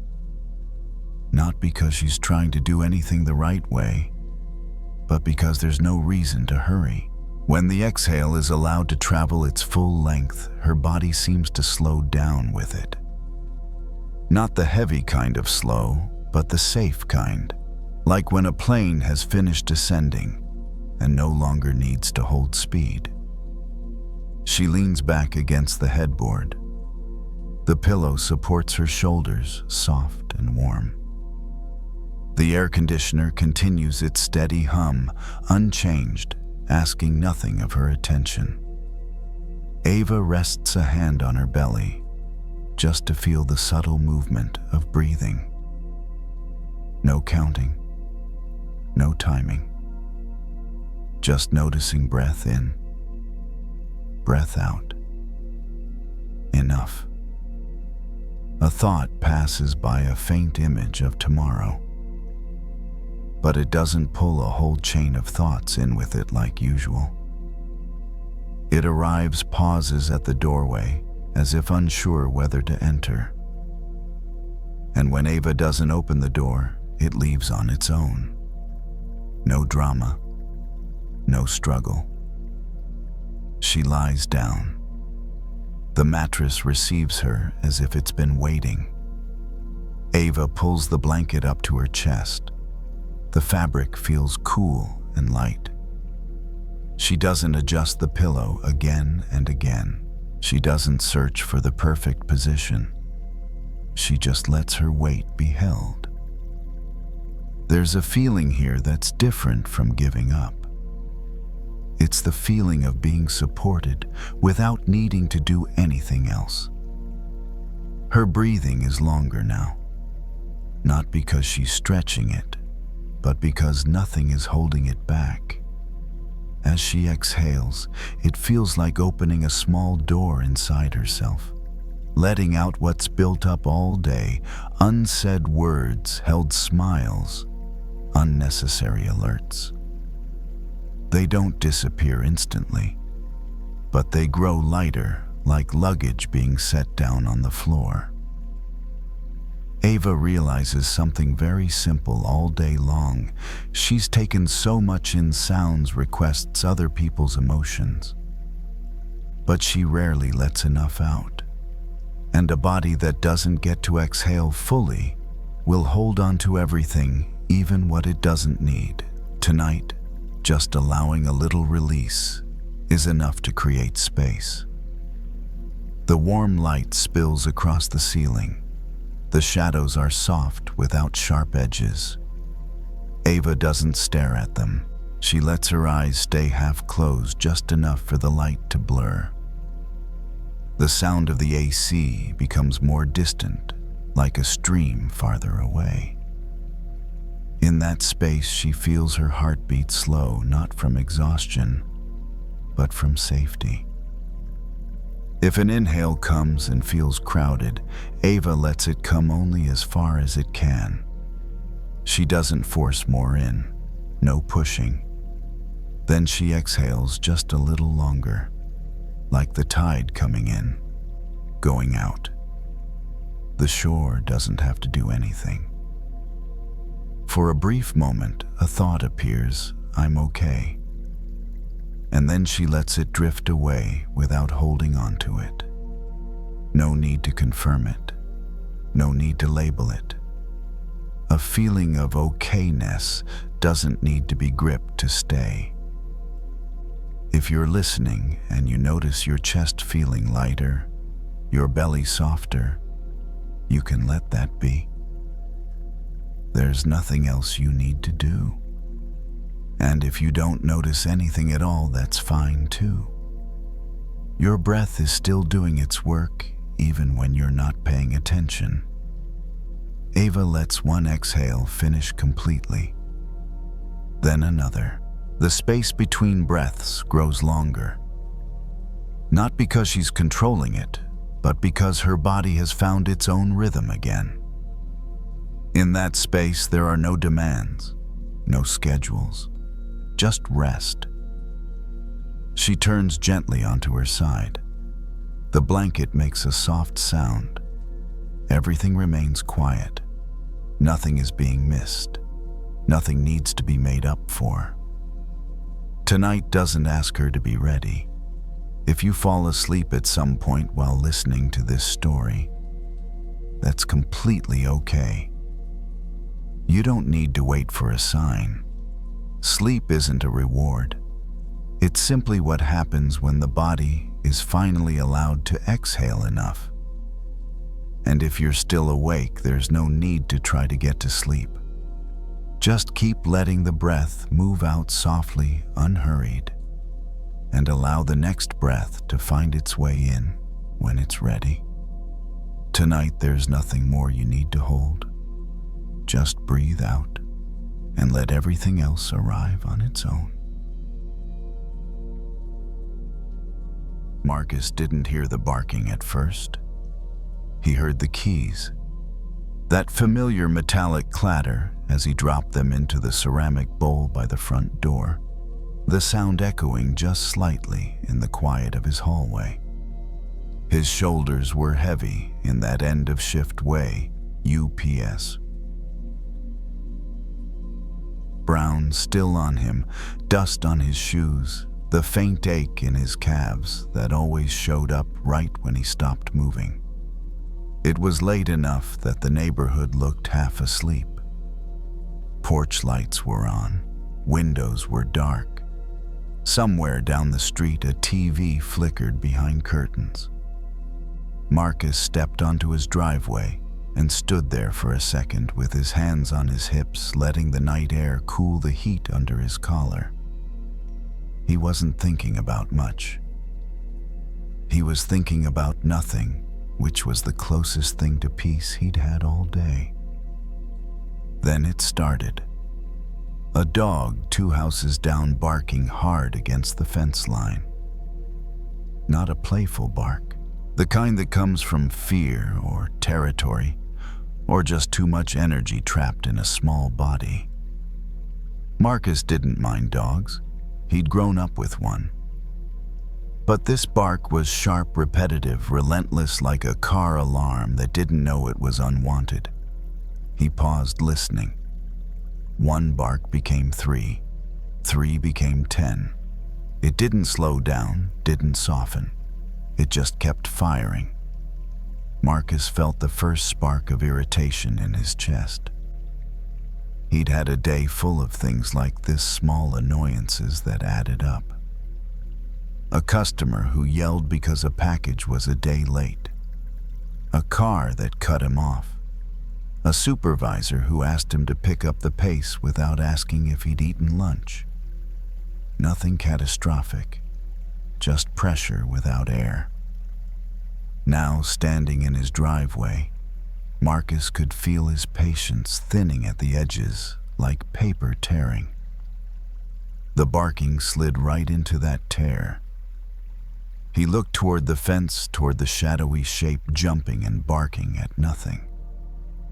A part of him wanted to yell just a quick "A," to shut it down, to push back, to reclaim silence. Another part of him knew it wouldn't help. You can't argue with a barking dog. You can make noise back. You can throw your own frustration into the air. You can stand there and try to win. But the dog won't suddenly understand your logic and calm down out of respect. It will just bark louder. Not because it's evil, but because it's a dog. Because barking is what it has. Marcus had learned a version of this with people too. There were people you could talk to, people whose anger still had a doorway, still had a handle you could turn, and there were people who were already past that point, already flooded, already barking. Barking back at them never made anything better. It only made more bark. Marcus walked to his front steps and sat down. Not because he was making a point, but because his legs needed it. The wooden step was cool through his pants. He rested his elbows on his knees, watching the dark street. The barking continued, but now it was a little farther from his ears. He could still hear it, but it wasn't inside him. He thought about an argument he'd had with his brother a few months ago. It started over something stupid: who would drive their mom to an appointment. It escalated quickly, like it always did. One sharp sentence, then another, then both of them saying things they didn't mean, just to feel like they weren't losing. Later, Marcus couldn't even remember the original topic. Only the heat, only the tightness in his throat, only the way his hands shook slightly after he hung up. It was like barking, not words, not conversation, just sound and defense and fear pretending to be strength. Marcus stared at the dog's yard in the distance. The fence was too high to see much, but he could hear the rhythm: bark, bark, bark, a brief pause, then more. The dog wasn't angry in a human way. It was overwhelmed. It didn't know what else to do with a feeling in its body. Marcus felt a strange tenderness in that thought. Not for the noise, but for the truth of it. He realized something else. His own irritation was the same kind of feeling. Not elegant, not wise. Just a nervous system that had been running too hard for too long, looking for a place to discharge. It would be easy to aim it outward, to yell, to blame, to make the night hold his frustration. But he didn't want to live like that anymore. He didn't want his home to become another place where he stayed tense and reactive. He wanted his driveway, his porch, his quiet street to mean something, to be a boundary between the day and the rest of his life. Marcus took a slow breath in. The air smelled faintly like cut grass and asphalt cooling down. He exhaled and felt his shoulders lower just a notch. The barking didn't stop, but Marcus stopped tightening against it. Sometimes that's the first move of forgiveness, not toward someone else, but toward your own body. The recognition that you don't have to mirror every disturbance you hear. You don't have to become noise just because noise is nearby. Marcus sat there a while longer. The dog barked. The street stayed still. Somewhere a porch light flicked off. And without any dramatic moment, Marcus felt the urge to bark back fade. Not because he won, because he didn't play. He stood up, went inside, and closed the door gently behind him. The sound sealed off the street.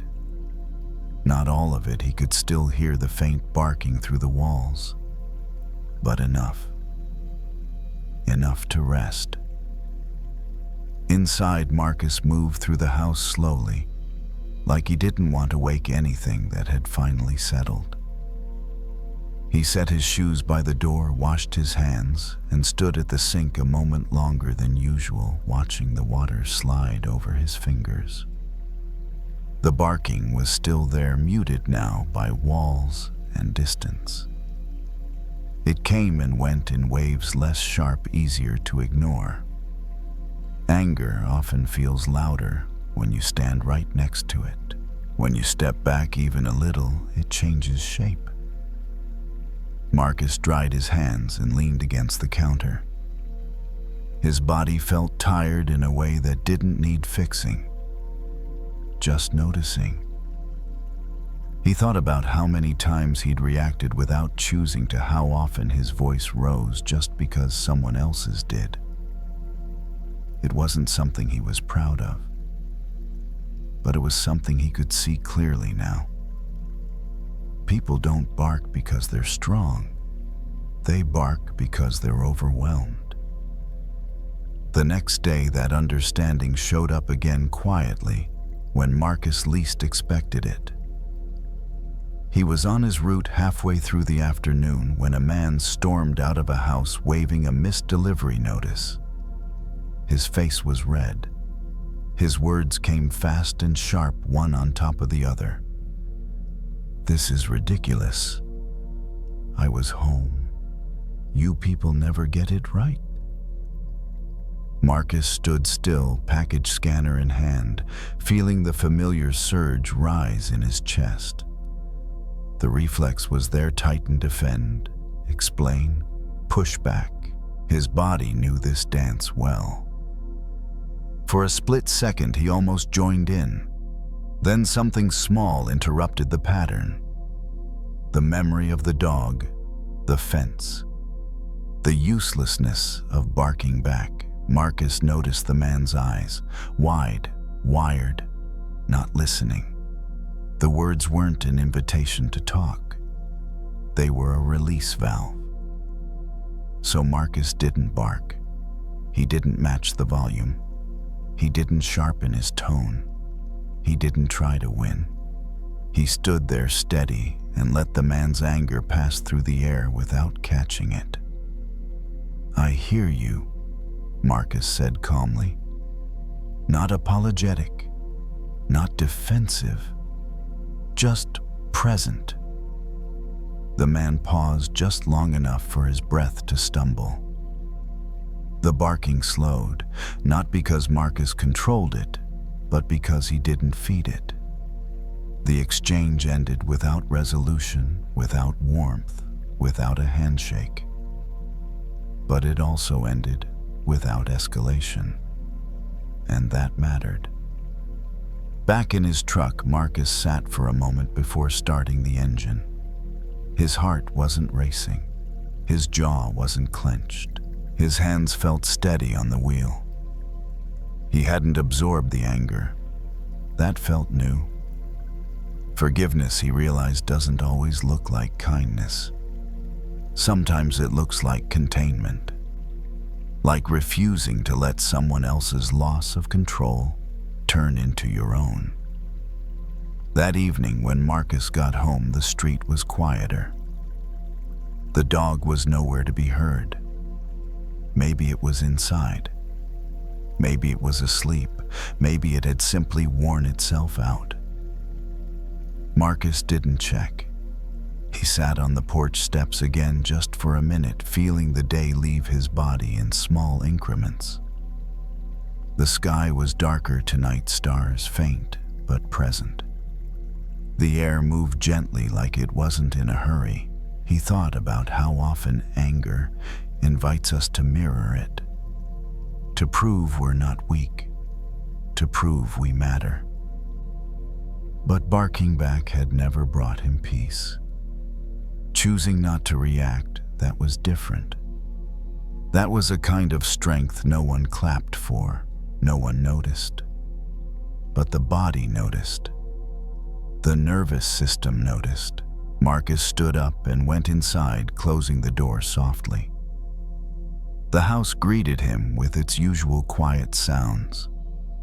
The refrigerator hum, the distant tick of a clock. Familiar. Safe. In bed later, as the room darkened and his thoughts slowed, he felt something loosen in his chest, not everything. Just enough. He didn't need to win every interaction. He didn't need to answer every outburst. He didn't need to bark to exist. Some nights peace comes not from changing the world, but from choosing silence where noise is offered. And in that silence, the body remembers how to rest.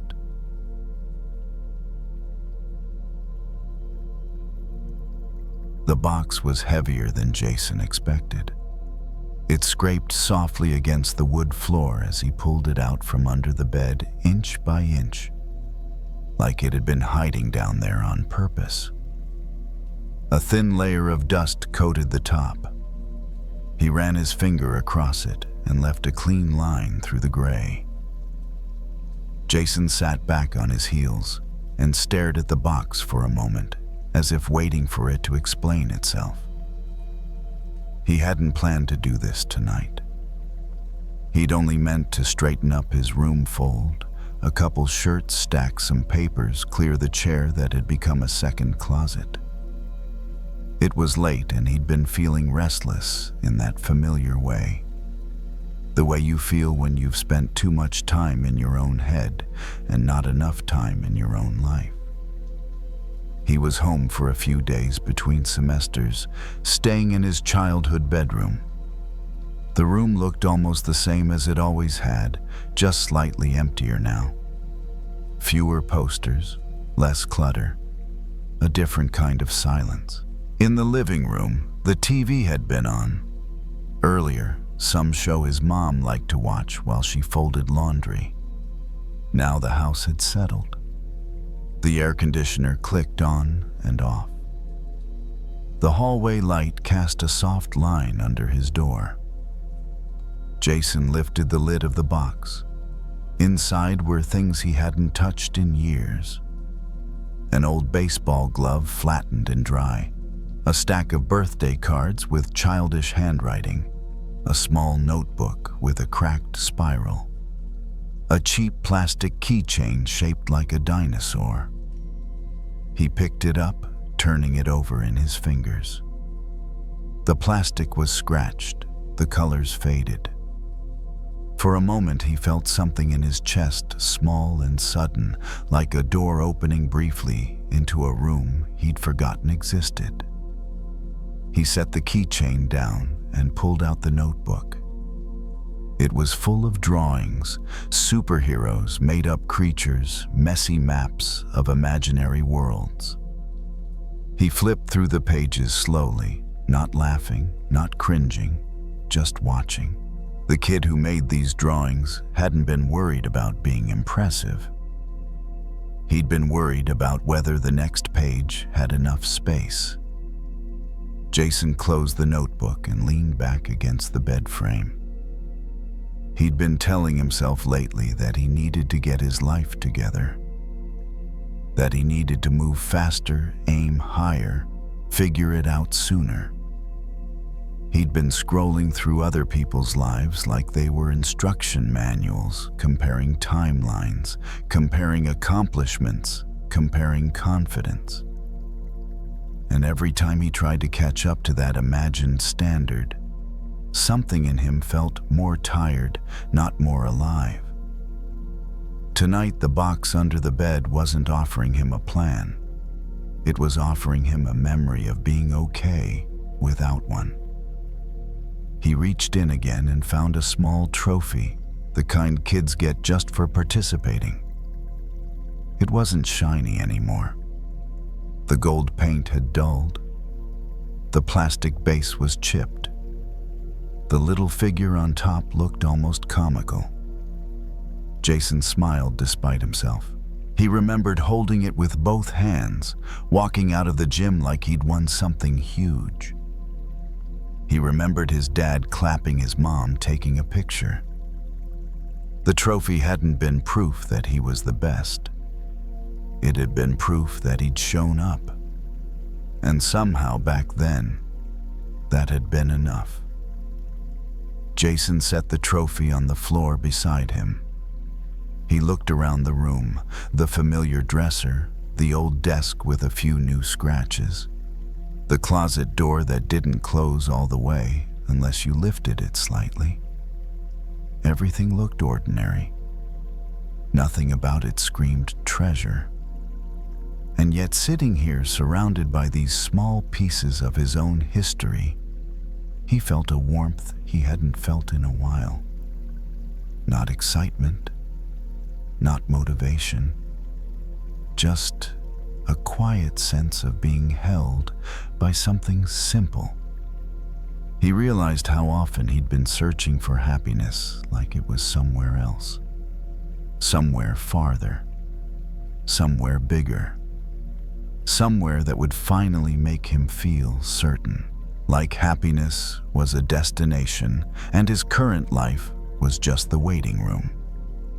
But the kid who had lived in this room hadn't been waiting for his life to begin. He'd been living it. Jason picked up one more item from the box, a folded piece of paper creased many times. He opened it carefully. It was a list written in pencil titled, "Things I Like." Underneath were simple entries: pizza, drawing, rain, being home when it's dark outside, mom's hot chocolate, when dad tells jokes. Jason read the list twice. The words weren't deep. They weren't wise. They weren't trying to sound like anything. They were honest. He felt his throat tighten slightly, not with sadness exactly, but with recognition. There had been a time when joy didn't require permission, when liking something didn't have to be justified, when being alive in a small moment was enough. Jason folded the paper back up and held it in his hand for a long second. Outside his room, the house stayed quiet. The air conditioner hummed. Somewhere, the refrigerator made a soft clicking sound. He slid the box a little closer, as if wanting it nearby. Not because he needed to go backward, but because he needed to remember what he'd been running past. Jason didn't rush to put anything back. He sat there on the floor a while longer, the box open beside him, the small pile of objects spread out like a quiet map of where he'd been. None of it felt heavy now. None of it asked him to go back or become someone he no longer was. It just existed calmly, without expectation. He leaned his back against the bed and let his legs stretch out in front of him. The carpet felt familiar under his palms, worn thinner in the spots where he'd once sat to do homework or build something out of nothing. The room held his weight easily, like it remembered how. Jason thought about how often he'd been chasing a feeling of arrival. The idea that one day he'd wake up and everything would click. That he'd feel confident, complete, certain. That happiness would finally feel stable, earned permanent. It was a tempting story, a motivating one. But sitting here now, it felt slightly off, like a direction sign that kept pointing farther away from where he already was. The box hadn't given him answers. It hadn't offered a future. It had simply reminded him that contentment had once lived in ordinary things. And maybe it still did. Jason gathered the items slowly, not in a hurry. He stacked the notebook, the cards, the small trophy, the keychain. Each thing returned to the box without ceremony. When he reached the folded list, he paused again. Being home when it's dark outside. He looked around the room, lit only by the lamp on his desk. The rest of the house was quiet, safe. Nothing demanded his attention. For the first time in days, his mind wasn't racing ahead to the next requirement. He was home. It was dark outside. And somehow, that was enough. Jason placed the paper back into the box and closed the lid. He didn't slide it all the way under the bed this time. He left it halfway out like a reminder that it was there if he ever needed it again. He stood, stretched his arms overhead, and felt his back release slightly. The familiar stiffness eased. His body, like the room, seemed relieved to stop being measured against anything else. Jason changed into an old t-shirt and lay down on the bed. The mattress felt softer than he remembered. Or maybe he was just more willing to let himself sink into it. He stared up at the ceiling for a moment, watching the faint shadows shift as a car passed outside. His thoughts drifted not in a searching way, but in a slow, wandering one. He thought about how often people miss their own lives while trying to upgrade them. How easy it was to overlook what was already holding you quietly every day. The treasure under the bed hadn't been about the past. It had been about presence. Jason rolled onto his side, tucking the blanket around himself. The house made its usual nighttime sounds. Pipes settling. A floorboard shifting somewhere. Familiar noises that didn't need interpretation. He felt his breathing slow. His jaw unclenched. His shoulders softened into the mattress. If happiness was a place, it didn't seem far away anymore. It seemed close, almost obvious, like something that had been there the whole time, waiting patiently while he looked elsewhere. Jason didn't label the feeling. He didn't try to hold on to it. He let it be what it was, quiet, gentle, complete enough. The box stayed where it was half hidden, half seen. The room stayed ordinary, and Jason rested inside it, not searching, not striving, just here. And for tonight, that was all that was needed. The light turned slowly, whether anyone was watching or not. From the edge of the station grounds, Noah could see it sweep across the dark water, pause for a fraction of a second, then move on again. The rhythm never changed. It didn't hurry. It didn't hesitate. It simply did what it had always done. Noah was 33, a firefighter used to alarms and urgency, and the kind of situations where standing still meant something had gone wrong. But tonight there were no calls coming in. The station was quiet in that rare, held-breath way that only happened late at night. He sat on the lower bunk, boots lying neatly on the floor, turnout jacket folded over the back of a chair. His wedding ring rested between his fingers. He turned it once, then again, a habit he'd picked up without noticing. Outside, the lighthouse kept its slow rotation. Noah hadn't planned to think about anything heavy tonight. He hadn't planned to think at all, but stillness had a way of making space, and space had a way of letting things drift in. Earlier that week, he'd stood in a hospital hallway, waiting for news that hadn't arrived on schedule. He'd been trained to respond to emergencies, to move toward danger, to do something. Standing there, unable to act, had felt strangely harder than running into smoke. Fear didn't always feel like panic to him. Sometimes it felt like vigilance that couldn't switch off. A body that stayed ready even when there was nothing left to prepare for.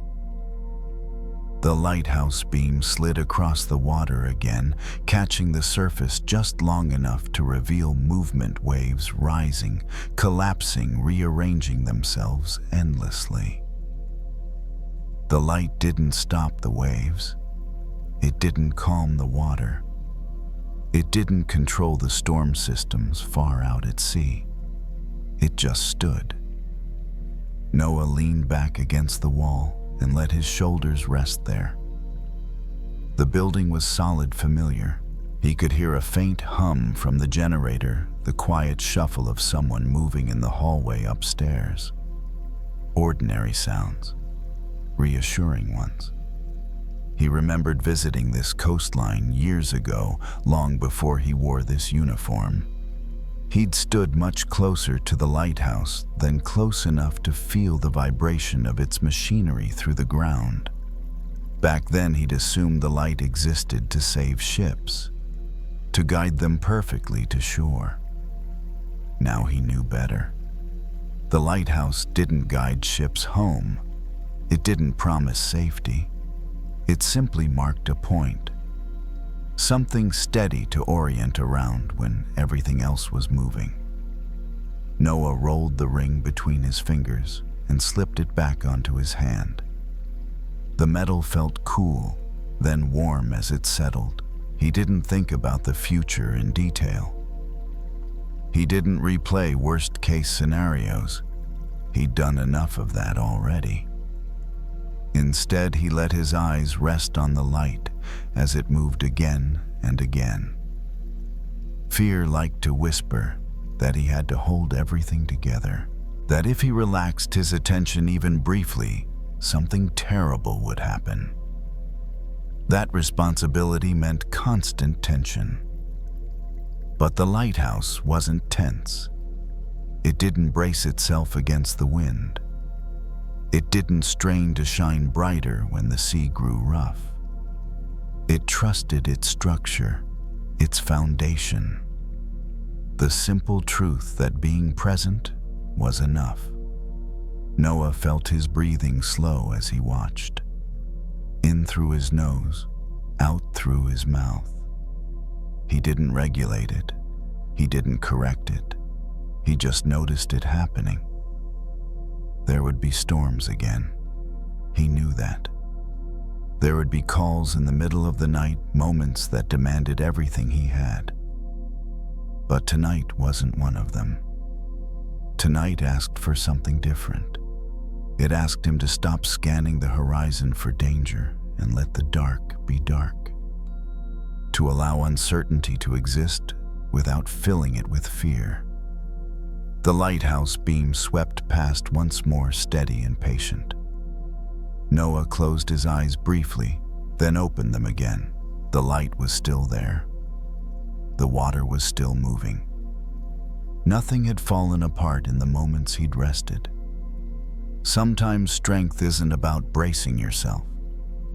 Sometimes it's about staying where you are and letting the storm move around you. Noah stayed seated, grounded by the weight of his body, the quiet of the station, the dependable turn of the light. He didn't need to do anything else. Not yet. The night deepened without announcing itself. Noah noticed it, not by the clock, but by the way the station settled into a heavier quiet.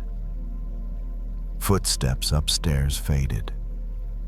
A door closed softly. Somewhere a kettle clicked off after boiling and was forgotten. The ordinary sounds of people winding down, trusting the building to hold the rest. Outside the lighthouse continued its slow turning. The beam crossed the water, disappeared, then returned again, unchanged. It didn't react to the dark. It didn't measure it. Noah lay back on his bunk, hands folded loosely on his stomach. The mattress was firm, practical, the kind designed to support a body that might need to move quickly. Tonight, it only needed to support stillness. His thoughts drifted toward the things he couldn't control. Health, timing, outcomes. The kind of things that didn't respond to training or effort. He noticed the familiar urge to prepare, to imagine scenarios, to brace for impact. Then he noticed something else. The lighthouse didn't brace. It didn't tense its structure when the wind picked up. It didn't adjust its pace based on the sea's mood. It stayed rooted not because it was resisting the storm, but because it was built for change. That difference mattered. Noah exhaled slowly. The ring on his finger caught a trace of light as the beam passed, then slipped back into shadow. He let his hand relax, fingers uncurling naturally. There was a quiet permission in realizing that vigilance wasn't the same as care. That being alert all the time didn't actually protect the people he loved. It only wore him down. Care could be steady without being tight.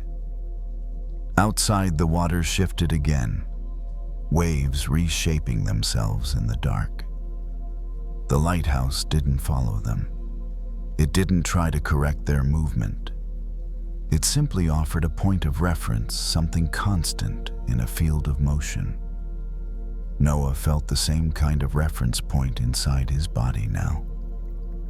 The weight of the mattress, the rhythm of his breath, the sense of being here now without needing to manage the next hour.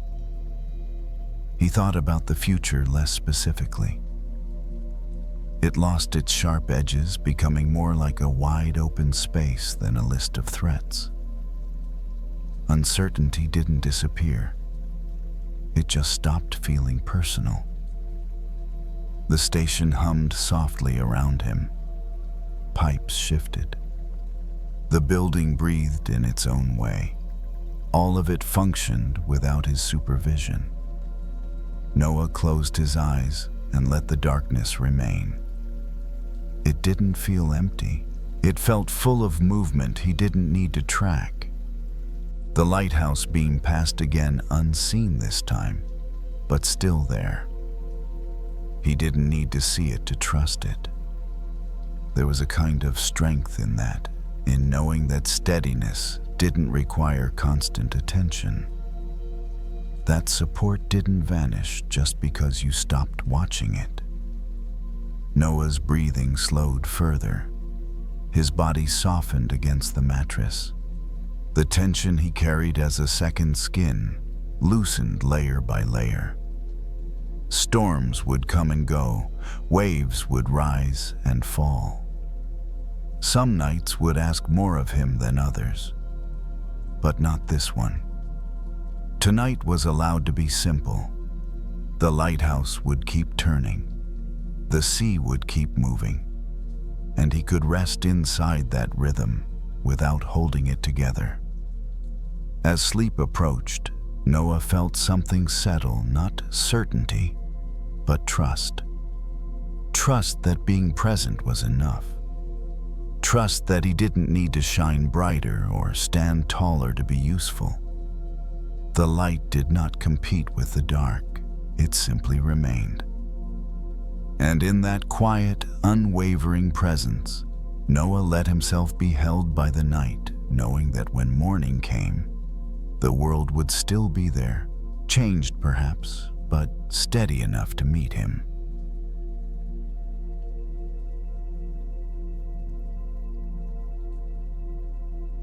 The stories are done. The lessons are learned. There is nothing left to do. If you found peace in this sanctuary tonight, you can return here whenever you wish. We will keep the fire lit for you. If you wish to support this channel, you may leave a gentle like or subscribe, so we can find each other again in the vast ocean of the internet. But now, as we move into the final space of rest, let's plant seeds of peace deep into your subconscious. Let go, drift, and let these truths become your own. I am rooted to this moment like an ancient mountain.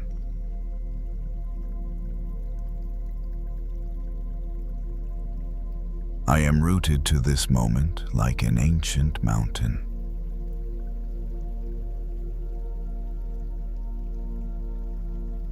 I am rooted to this moment like an ancient mountain.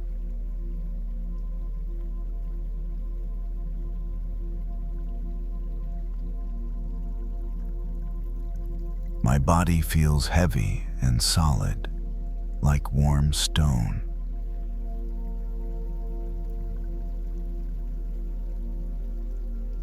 My body feels heavy and solid, like warm stone.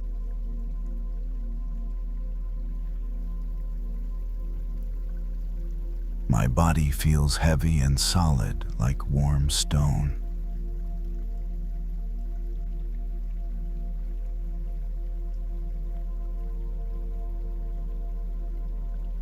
The winds of thought blow around me, but I remain unmoved.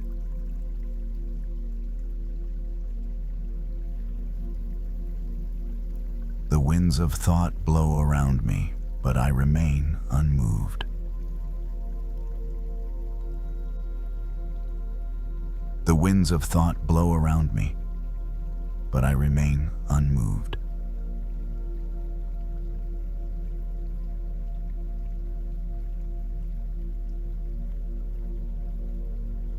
I possess the silent strength of the earth.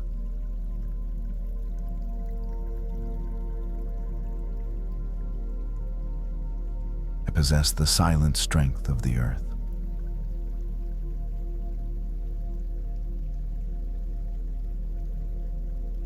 I possess the silent strength of the earth.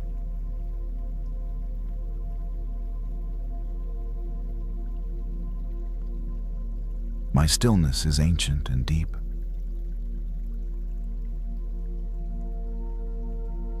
Stillness is ancient and deep. My stillness is ancient and deep.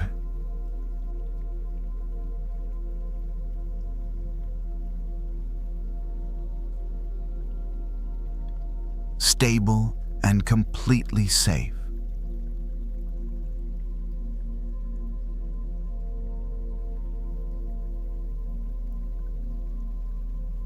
Grounded, stable, and completely safe.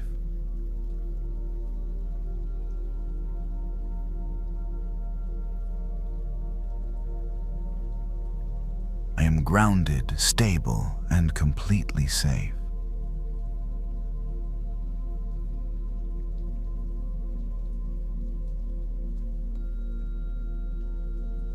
Like a mountain in winter, I am wrapping myself in a blanket of silence.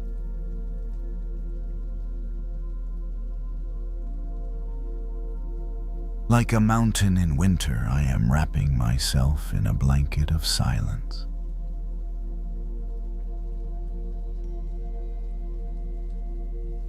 Like a mountain in winter, I am wrapping myself in a blanket of silence.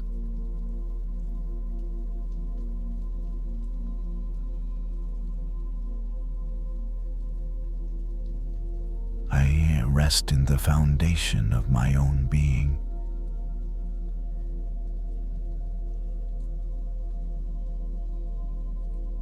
Rest in the foundation of my own being.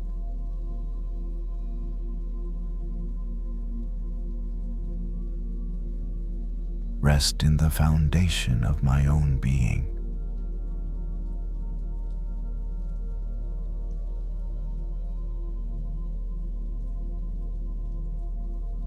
Breathing is slow and steady, like the seasons.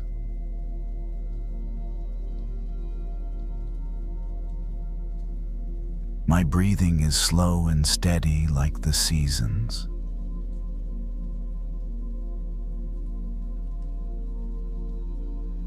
My breathing is slow and steady like the seasons.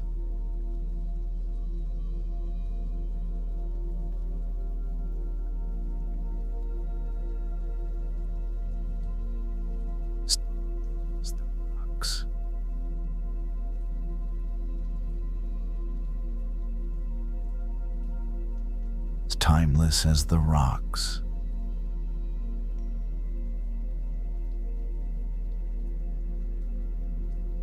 As timeless as the rocks.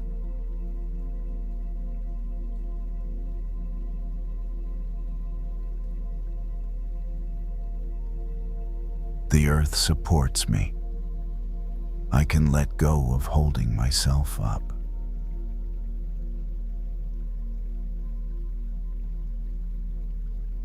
The earth supports me. I can let go of holding myself up.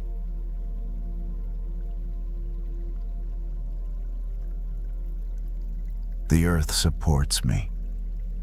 I can let go of holding myself up.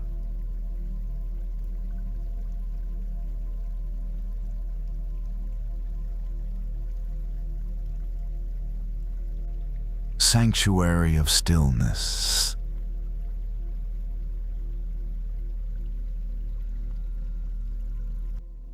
Sanctuary of stillness.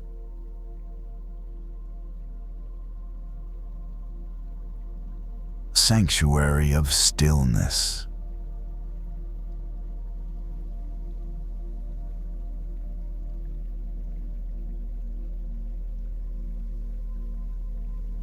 External noise cannot shake my inner ground.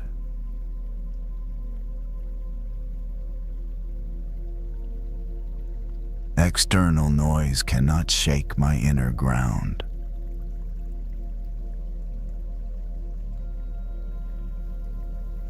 External noise cannot shake my inner ground.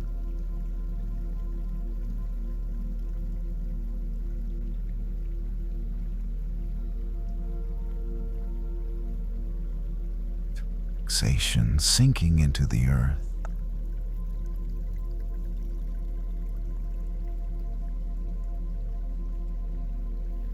Relaxation sinking into the earth.